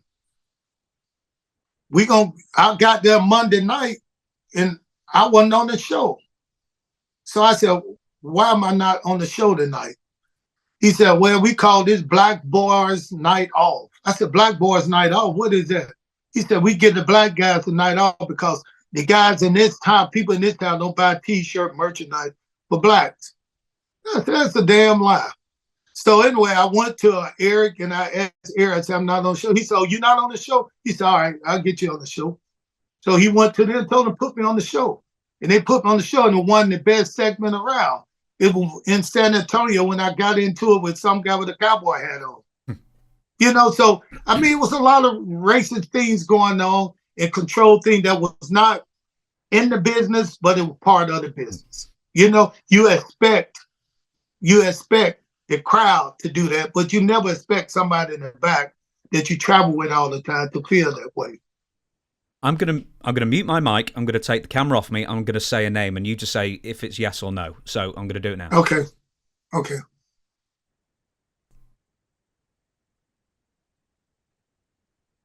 Am I right? Okay. And for some reason, the fireworks display has just happened on your screen there. So it's just that has timed it so perfectly. It's unbelievable. I don't even know what happened. Bro, but let me tell you this part of it. Him and I later became like real good friends, and he apologized for a lot of it. I don't know if he was going through something, but he apologized, and he even said, "I'm sorry for some of the stuff I said and did." And I think it's when his wife got cancer or something happened in his life that he supposed to became a Christian. He apologized. If you're happy to, I'm going to do a couple. Damn, you're smart, man. How you get so smart? You know the business, man.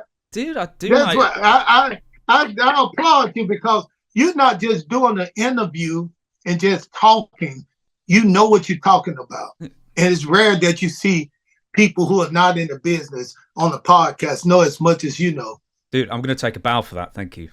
I'll do a little bow for the cat. No, that was much appreciated. What can I say? I do my research on it, but I had a feeling it was that name, but I wanted to make sure with you. But I did mute that, so I've not put it out. Yeah, okay. All right. So, if you're happy to, I'll ask a couple of questions about WWE, then do the big finale, and then we will shut this podcast down. That's good. We said before we went on, it's like I can tell if Cat's going to get bored because he's going to start tipping over and falling asleep with all my questions. I'm not doing that yet. No. You got good questions. Good man. You're pretty good. Nights. Just before WWE, why were you not on the last Nitro?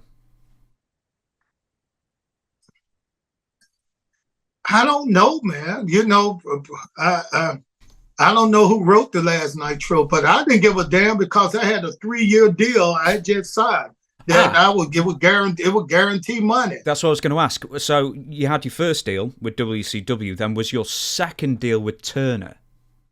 Yeah, with Turner. So I was gonna get paid no matter what, and it was like I didn't really know the business anyway, whether or not I wanted to be in there, but I felt, like, okay, hey, they didn't want me in the last one. It was okay. I was there, but they just didn't put us in. They flew me out and had us in the back, and we did a thing where Vince McMahon came in and talked to everybody. So he assured everybody, like, if you guys want an opportunity, gonna be a few of you guys that we'll bring up and give you a dark match or sign you. So just go and enjoy yourself until then. Who else WWF was in the back that day? Shane, and that's all I remember. Maybe Bruce Pritchard might be one more. If he might have been there, but like I said, I don't remember who was there other than Vince McMahon.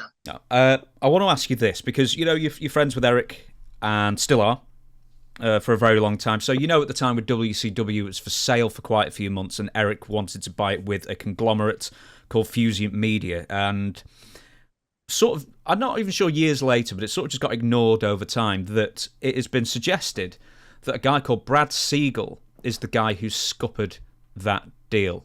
Do you know what happened? I did not know I did not know this at the time, but I talked to Brad Siegel a few times, and he said, hey, he was the person that demolished WCW. So yeah, he probably had something to do with that process, but I don't know if it was against Eric or it was just a business move. I don't know. And I don't know if one man had that kind of power either. What I have here is that Brad Siegel was friends with a guy called Stu Snyder who brokered the deal. Stu was part of WWF, and it sounds like it was a backroom deal for Brad was getting, I don't know if he was getting, some money under the table kind of thing. But it sounded like it from what they sold it for and what Eric was offering. From what I heard, it was up in the $150 million. Then they only sold for what, 5 million? Not even that. I think Eric. So I think at some point someone valued the company at 500 million. Then in 2000, Eric was going to buy it for 50 million, and then it ended up being sold for 2.5.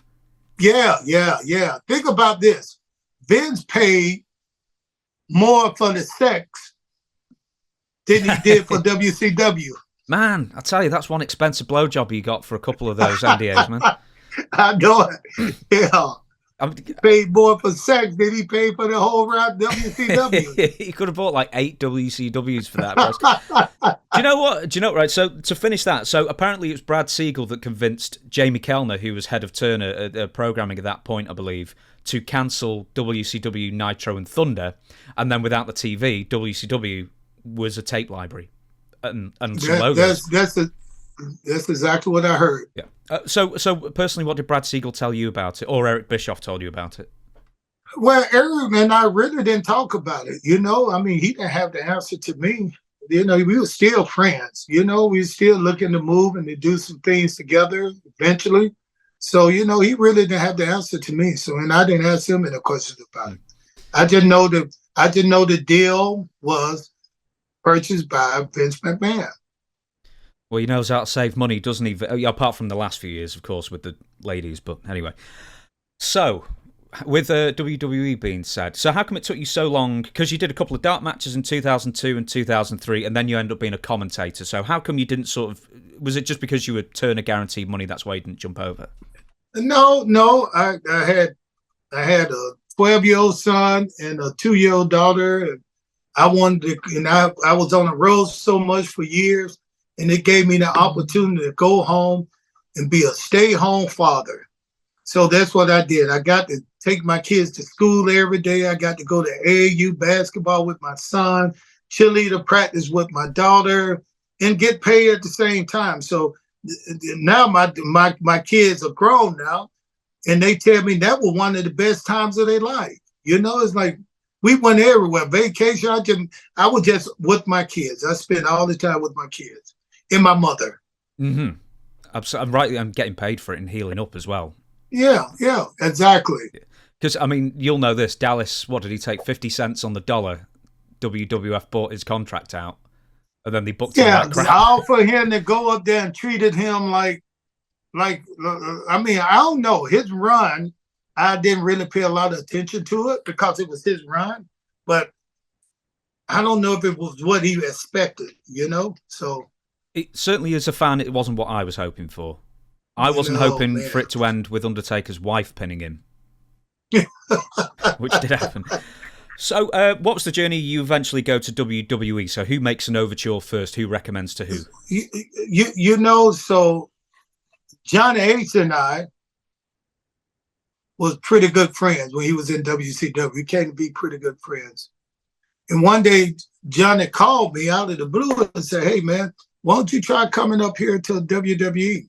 I can get you a dark match." And I said, "No, if WWE want to sign me, they'll call me and sign me. I don't want to do no dark match. I'm going back to karate."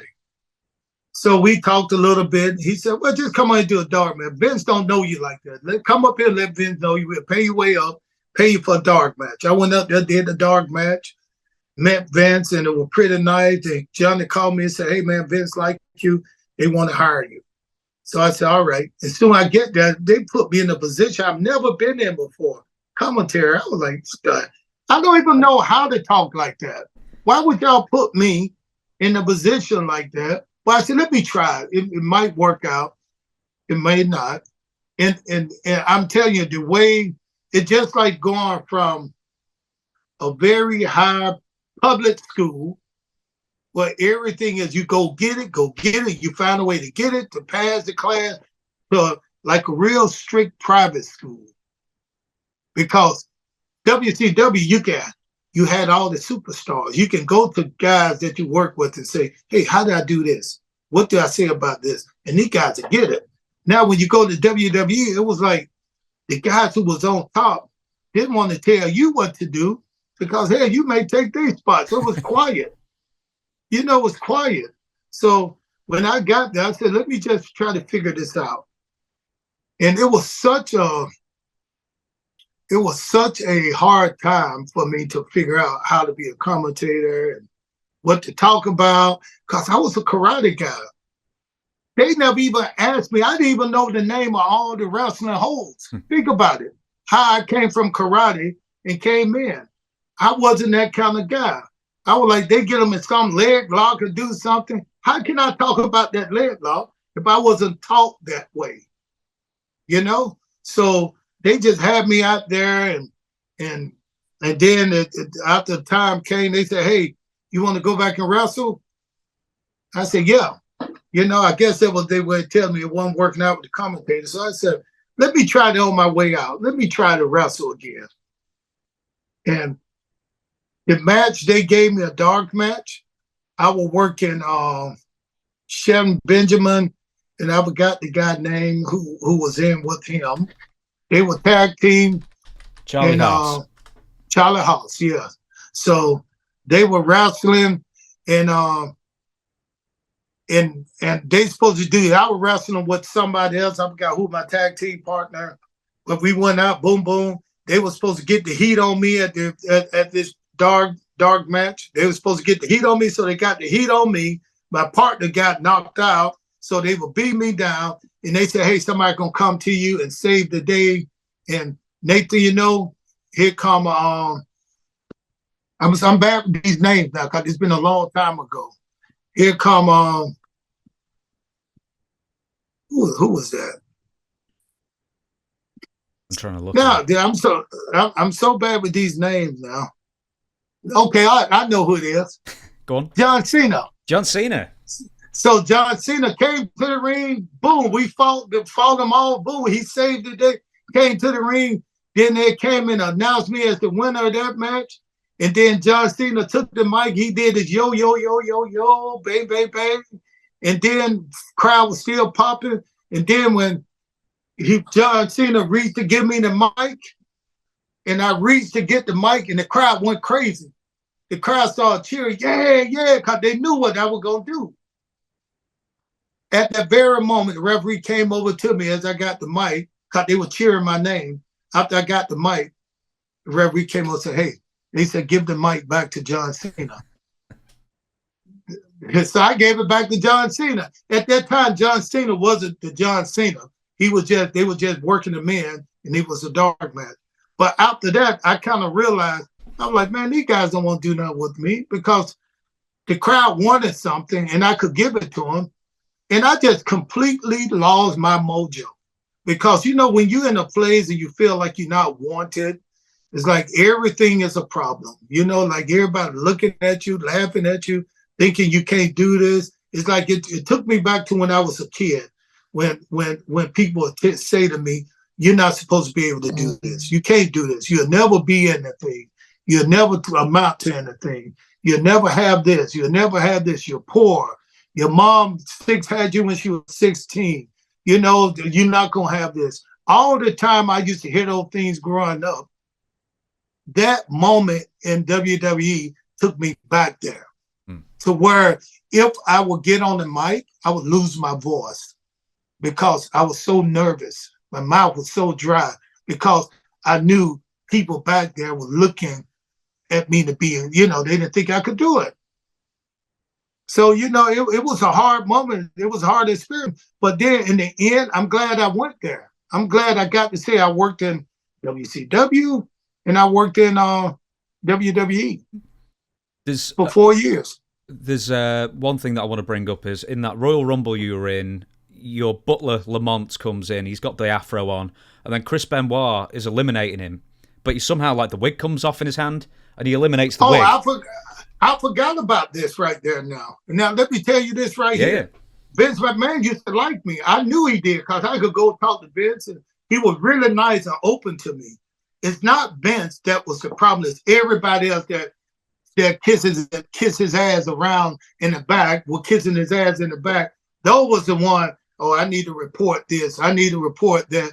But Vince and I used to go, and from day one, Vince was always open to me. Hey, come in, sit down. Even when they told me they was not going to renew my contract, and they say, hey, we don't think we're going to renew your contract, I went in there and asked Vince why. I said, Vince, can I talk to you? He said, yeah, come in. put a chair down right in front of me, He said, "Here, sit down." And I said, "So what's the deal?" And he said, "Well, you know, the writer said that they can't write for you, and they don't know how to write." I said, "You mean to tell me you think the writers can't write for Ernest the Cat Miller?" He said, "Well, that's what they say, and I really like you, and I don't want to." They feel I'm showing favoritism if I go to fight for you, and they release everybody else. And so I said, "Okay," I shook her hand and left. But then a mark on me before then, if you go back, was the Royal Rumble. I thought for sure they were going to do something with me. I did exactly what they told me to do. They said, "Go out to the ring, dance, entertain the crowd, and then you're going to get thrown out. That's your spot." Not to go out and throw these kicks that you could throw. No, just go out and do this. And so I went out and did it. I didn't like how they made a mockery of the position that Lamont was in with the fake afro and all that stuff. But, you know, I went out and I did exactly what Vince McMahon asked me to do. I danced, boom, they threw me out the ring and the crowd popped. They was entertained, you know, and I did what the crowd did. He asked me to do. I was entertaining. And when I came back through, Chris Tanya, who didn't like the situation that he was in, because Vince didn't treat him with no respect. When I came back through, rest in peace, Chris. When I came back through the back from the ring after the Royal Rumble, Chris looked at me. He was like, he said, "Hey," I said, "What?" He said, "I just want to let you know, Vince popped on everything you did out there." That he was sitting at the front table. Soon you walk through the curtain, you look through there, he's right there. He said, "Vince laughed at everything you were doing out there. He popped huge." I walked through. I was like, "Oh, okay, so I guess I did what they wanted me to do." He said, "Yeah." Then on Monday night, they had me come on and slide in the ring and clear the whole ring out. It was the Monday after the Rumble. Pop big again. And then Hugh Morrison, who was angry at everybody, walked down the hall. Hugh Morrison said, "Bro, you can get over if they really wanted to get you over." He said, "Cat, it ain't what you do. You just had the biggest pop on Royal Rumble, and now they're not putting you in the match. They just got you going out doing this." He said, "These guys don't know what the hell they're doing." He just said, "They don't want to get us over. They brought us here just as some kind of patchwork for the contract that they did to buy WCW." So he said, "They don't want to get you over." He said, "Bro, if they want to get you over, they got a stock over. You think if they can get a stock over, they can get a human?" That's what Hugh Morris told me. And when Hugh Morris told me that, and think about this, I was still new to the business. You know, I know I was in WCW for 4 or 5 years, but that's early, man. 4 or 5 years in the business, people still on the indie circuit. They still doing that. Remember what they did with Goldberg, you know, the first time around. But the only thing I really appreciate, man, Vince gave me an opportunity. He gave me a chance to be there. And you know what? I'm not mad or angry at what happened when I was there. I really respect the fact that he gave me an opportunity to work for him. And that's what I cherish most. I've worked with WWE. This might be a controversial question. If it wasn't Vince was a supporter of yours, so was there anybody else that you could pinpoint that wasn't a supporter of yours in the office? When? Sorry, WWE, 2004. Oh, in WWE. Okay, I thought it was Vince Russo. No. No one ever came to me and said, nobody ever came to me and say, you can't make it. But, you can feel it. You can feel they didn't, that's not the way they worked up there. They didn't do anything to make you feel bad, because in that case, Triple H was always supportive. Vince was always supportive. And I'm not saying they had bad guys up there looking to do bad things. It was something I had to do myself. It wasn't a position like it was in WCW when I was able to have a bunch of friends that helped me through situation where you can go to Sid Vicious or Booker T and those guys and say, "Hey, how do you do this?" And they gave you the courage and the support to be able to do it. Along with those that worked against you too. But up there, it's like, for instance, they didn't sit around in a hall and talk. They didn't go to catering and have play cards, you know. It was like work up there, you know. So I don't think anybody had anything against me. I know a person who tried me one time to see if I was real. And what was it? Was it Buddy Holly? Bob Holly.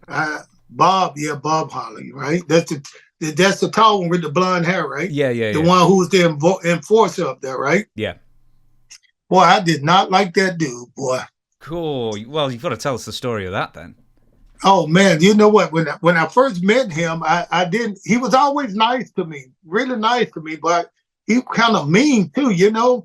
But I never had a problem with him. I started hearing things about him. Right before I started doing the commentary, they sent me to Kentucky to where they had the wrestling school at Ohio Valley. So they sent me there, and Bob was down there. He would come in and work with the kids sometimes. But it was one kid came in and they worked a match. Man, I've never seen somebody beat a person up in the wrestling ring like he beat this kid up. Yeah. I mean, he beat the hell out of him. Then when it would beat them, he beat him up. Then he slid out the ring and he said, he talked to me like, he was like, yeah, there's an internet guy who coming in trying to invade us, trying to see if we're real. So that's why I beat him up like that. Wow. He beat the hell out that guy, man. Mm-hmm. Then the guy came up to me, busted open, and he was like, man, I thought the business was for me. It's not for me. And I was like, well, don't let one person, you know, turn you away from something if it's a dream. So we had a little conversation. He went his way. So I kind of knew what I was in for with him, but he had never said anything to me bad, you know. And then I started hearing stories how you know, he was the backstage enforcer. So anyway, once I left commentary and I started doing the wrestling, we were at a dark match. So me and Chuck Palumbo were playing in the back.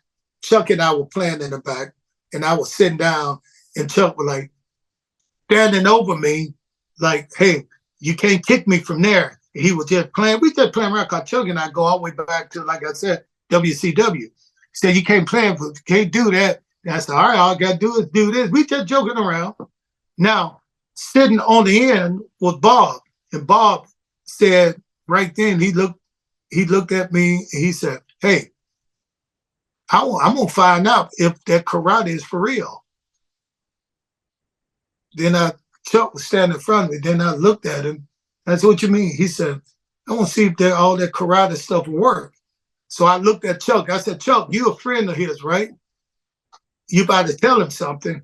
Because if he don't believe it, come on down here. I said, don't let this smile fool you. Come on down here and try me. Come on and try me. He was a couple of seats away. He was sitting down.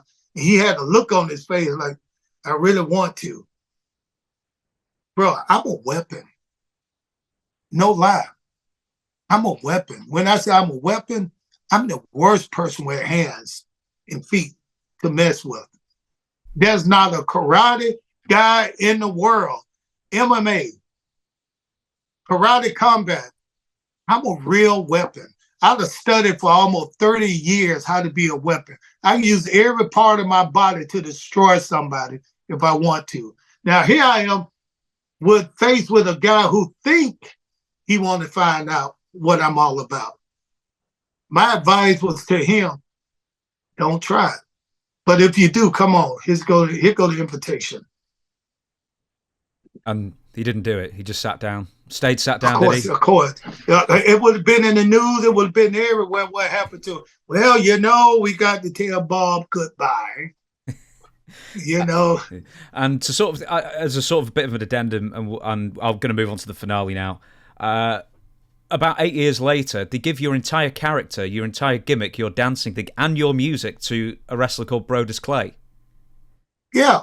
So I don't they had you there. So I'm not quite sure why they ended up giving your entire character to somebody else. Bro, I was, you know what? I wasn't surprised because it's a good gimmick if you work it right. You know, I mean, it's not a dancing and clowning around gimmick.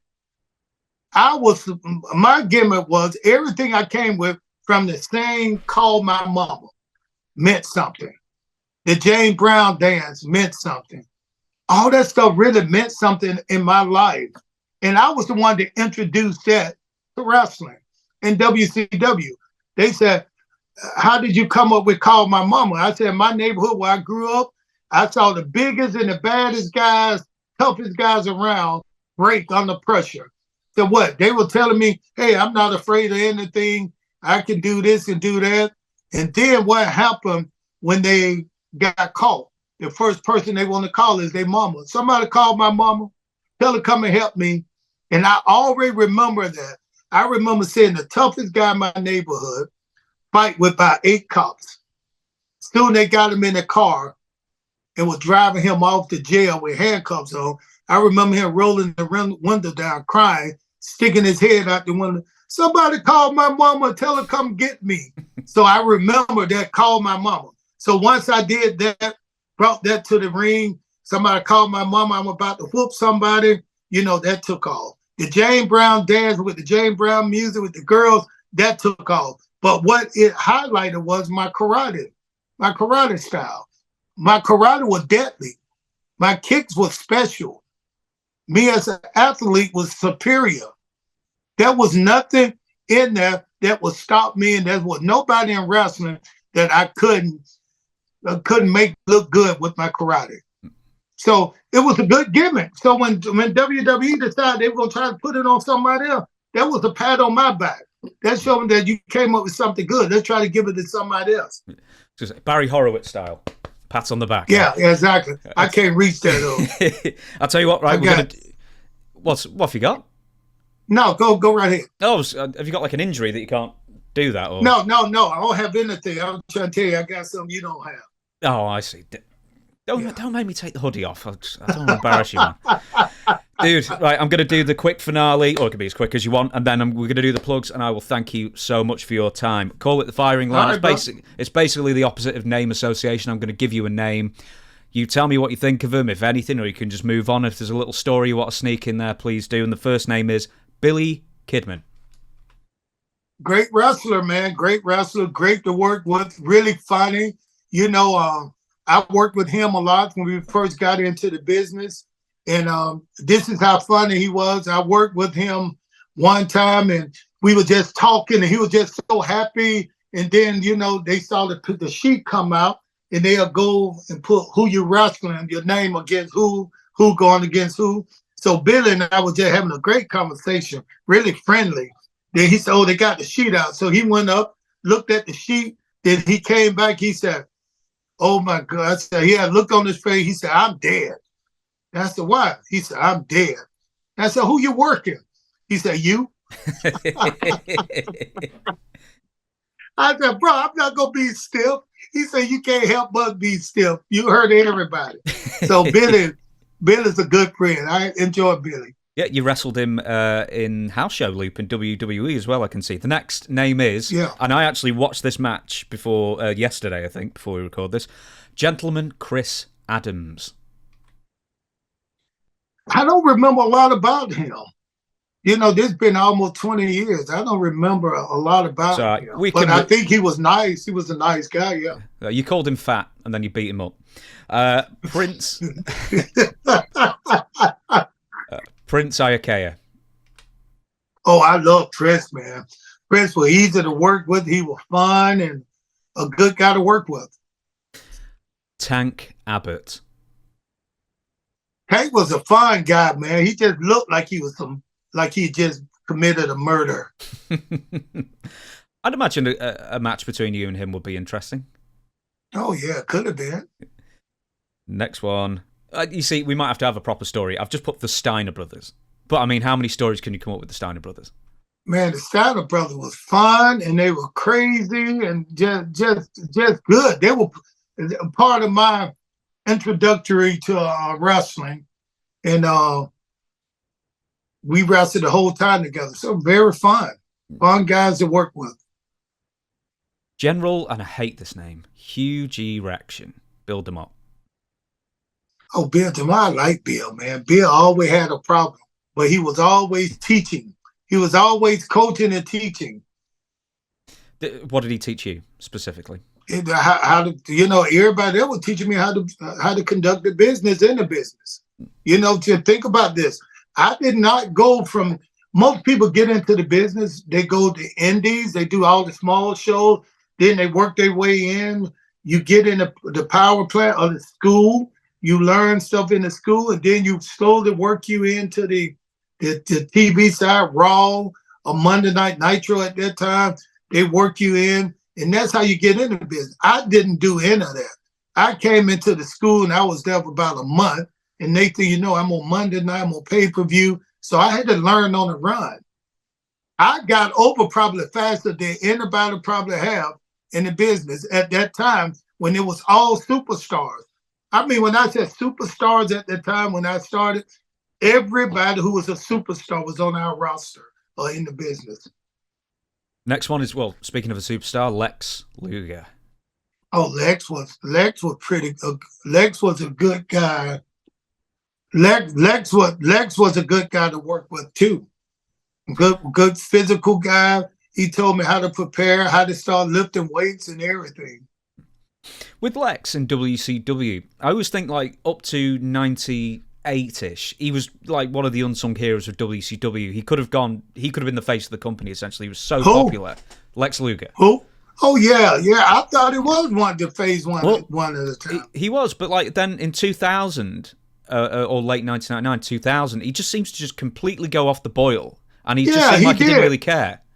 He his whole attitude changed for some reason, because they had just explained to me, say you at the level now to where we need to put you in with a named guy to get you over into that position spot. And the guy that they said that they wanted me to wrestle was Lex Luger. And Lex wouldn't do it. He wouldn't wrestle me. He wouldn't be put into something like that. So, I never knew why. I never asked him, because it was, I had nothing to do with it. Because I felt like if that was where I needed to be, and I'm in your business, you make him do it. He don't have the opportunity to say, hey, I don't want to work a plan, a project with Ernest or Cap Miller. What was the original story going to be between you two? Was it just going to be a match, or was it going to be an extended thing? It was going to be an extended thing. At that time, Hogan had showed a little bit that he would drop the belt to me. And he had talked about it a little bit. So I was right there. That's when I was kind of getting over. And Hogan said, I want to drop the belt to you and chase you to get it back. And but then Eric Bischoff and those guys thought like, okay, if Hogan dropped the belt to you on Monday, then beat you on Thursday, it's not doing anything for you. So they said, we don't want to go there. What we need to do is get you with somebody that you can work all the way into a pay-per-view with. And I heard it was Lex Luger, and he just said no, he didn't want to, be in a project with me. Like, I don't know if you call it a project or if you call it but he didn't want to go to the pay-per-view with me. Which means you work 4 weeks on TV, and then you go into the program. Yeah. So I'm going to give you some more names. We spoke about Booker T briefly. We'll move on. We'll say William Regal. Man, I love every time he see me today, he surprised me. He'll shake my hand, walk right in my face, and say, Ernest, you've always been a good guy to me. Always treated me right. He was always a gentleman, even to today, like that. Always really nice. He loved like Motown music. So he'll see me, and he'll see me, he'll start singing some Motown music stuff. We'll laugh. He'd know every song. So he was just a good man. He was a good guy to work with. Great guy. Larry Zbyszko. I really, Larry Zbyszko and I worked together on this movie, and I did not know he was that funny, and he didn't know my character. We didn't work together. He was just one of the commentators on the show. But Larry is so funny. I got a picture him and I sitting on the movie set, and he just talked to me the whole time. And he's a good guy, man. He's funny. I did not know he was so funny, because when you're around me, I pick on people and start stuff and just play all the time. And he told the crew, he was like, man, I like Ernie. He said, I really like Ernie. I didn't get to spend much time with him in WCW, but spending time with him, I noticed one thing. He's like a sneaky asshole. He said he's a sneaky asshole because people don't know what I be doing until it's done. It looked like it's fun, but he said he's a sneaky asshole. But it was so funny. I think I want to use that on somebody. He's an asshole. You won't even know he's an asshole until you pay attention to him. Until he's left the room, and then you think, hang on. Yeah. Well, how did I take that? What was that? Dusty Rhodes.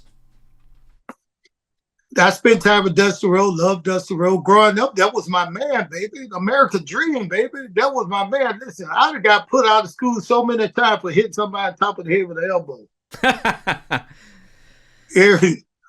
Did he never booked you then? Was he ever a booker during your time? Yeah, he booked with me. He told me, he gave me a lot of backfield, how to be cool. He said, be cool. Don't worry about it. Don't have to rush it, slow it down. Because, sometimes when you get in there, you're from the South, you say stuff, you have to say it 3 or 4 times so people get it. So he said, what you have to do is just be cool. Stay less and just be cool. And that helped me out a lot. That's when I started wearing the hats, started dressing up, started being the commissioner. So that kind of helped me out a little bit. David Flair. David was a good guy, man. I enjoyed all Ric Flair kids, man. Rick, you bring in the work, and of course, me being who I am, I used to pick on him. David used to travel with, he was so young, he couldn't travel by himself. So he traveled with me and Booker T, not Booker T, me and Stevie Ray a lot on the road, because he couldn't rent a car. He was so young. I think we've got a few left. Big Vito. Big Vito, nice guy, great guy to work with, funny, entertaining. And I did not know he was so polished in the business. He had been in the business a long time before he got to WCW. I didn't know that until now. You got videos of everything. And I'm like, dang, he was wrestling back then? Yeah, he was doing like jobs in like the late 80s, early 90s, WWE, yeah, like Von Cross or something. See, I didn't know the business, so people, I keep forgetting. Think about this. I started in the big league, so I didn't pay attention to the small league. So anybody who came to WCW, I thought they were maybe coming. They had just made it up there. I didn't know these guys been here for a while. Major Guns. Nice guns. Yep. Beautiful lady. Beautiful lady. Have you ever seen any of her post-wrestling material? I haven't. I didn't know. Oh, it's worth searching for. I mean, don't have anyone else in the room with you while you watch it, though. Is she still in the business?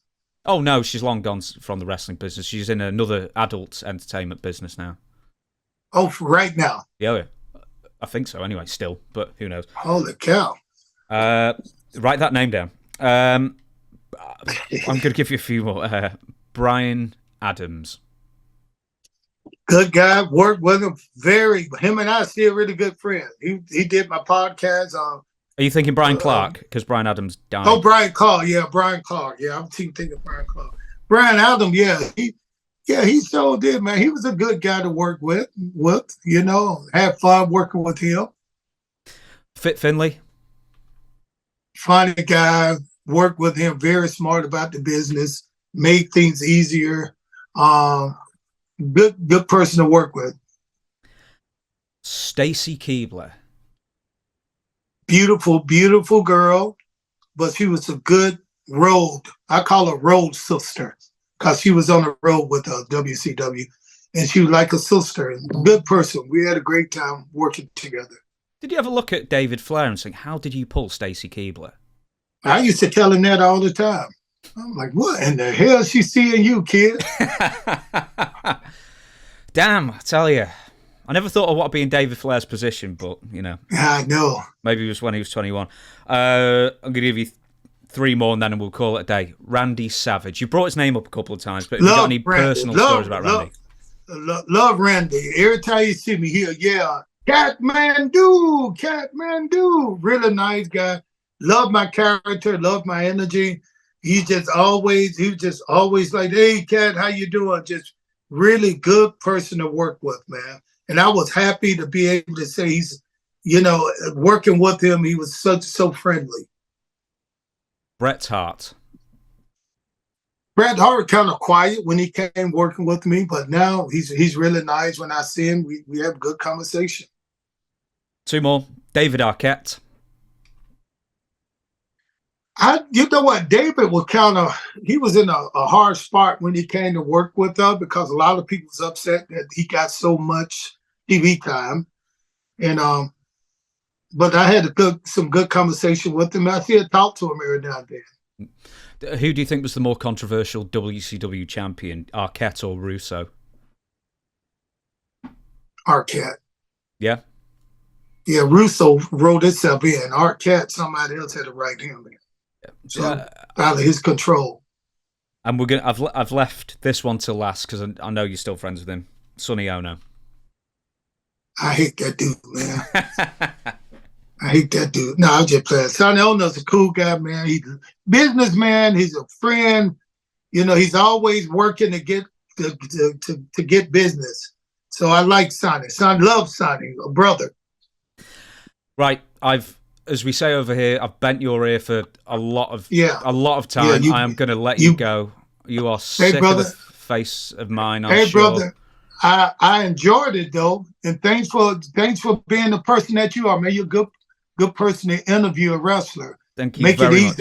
Thank you very much. All right, brother. Hey, listen, before I let you go, we've got to hit some plugs. So we have Wrestling Organization Online, Woo Games, of course. Yeah. You are going to be at WrestleCon as well as I might be, actually. I might fly over. Good. So WrestleCon, tell us about that briefly.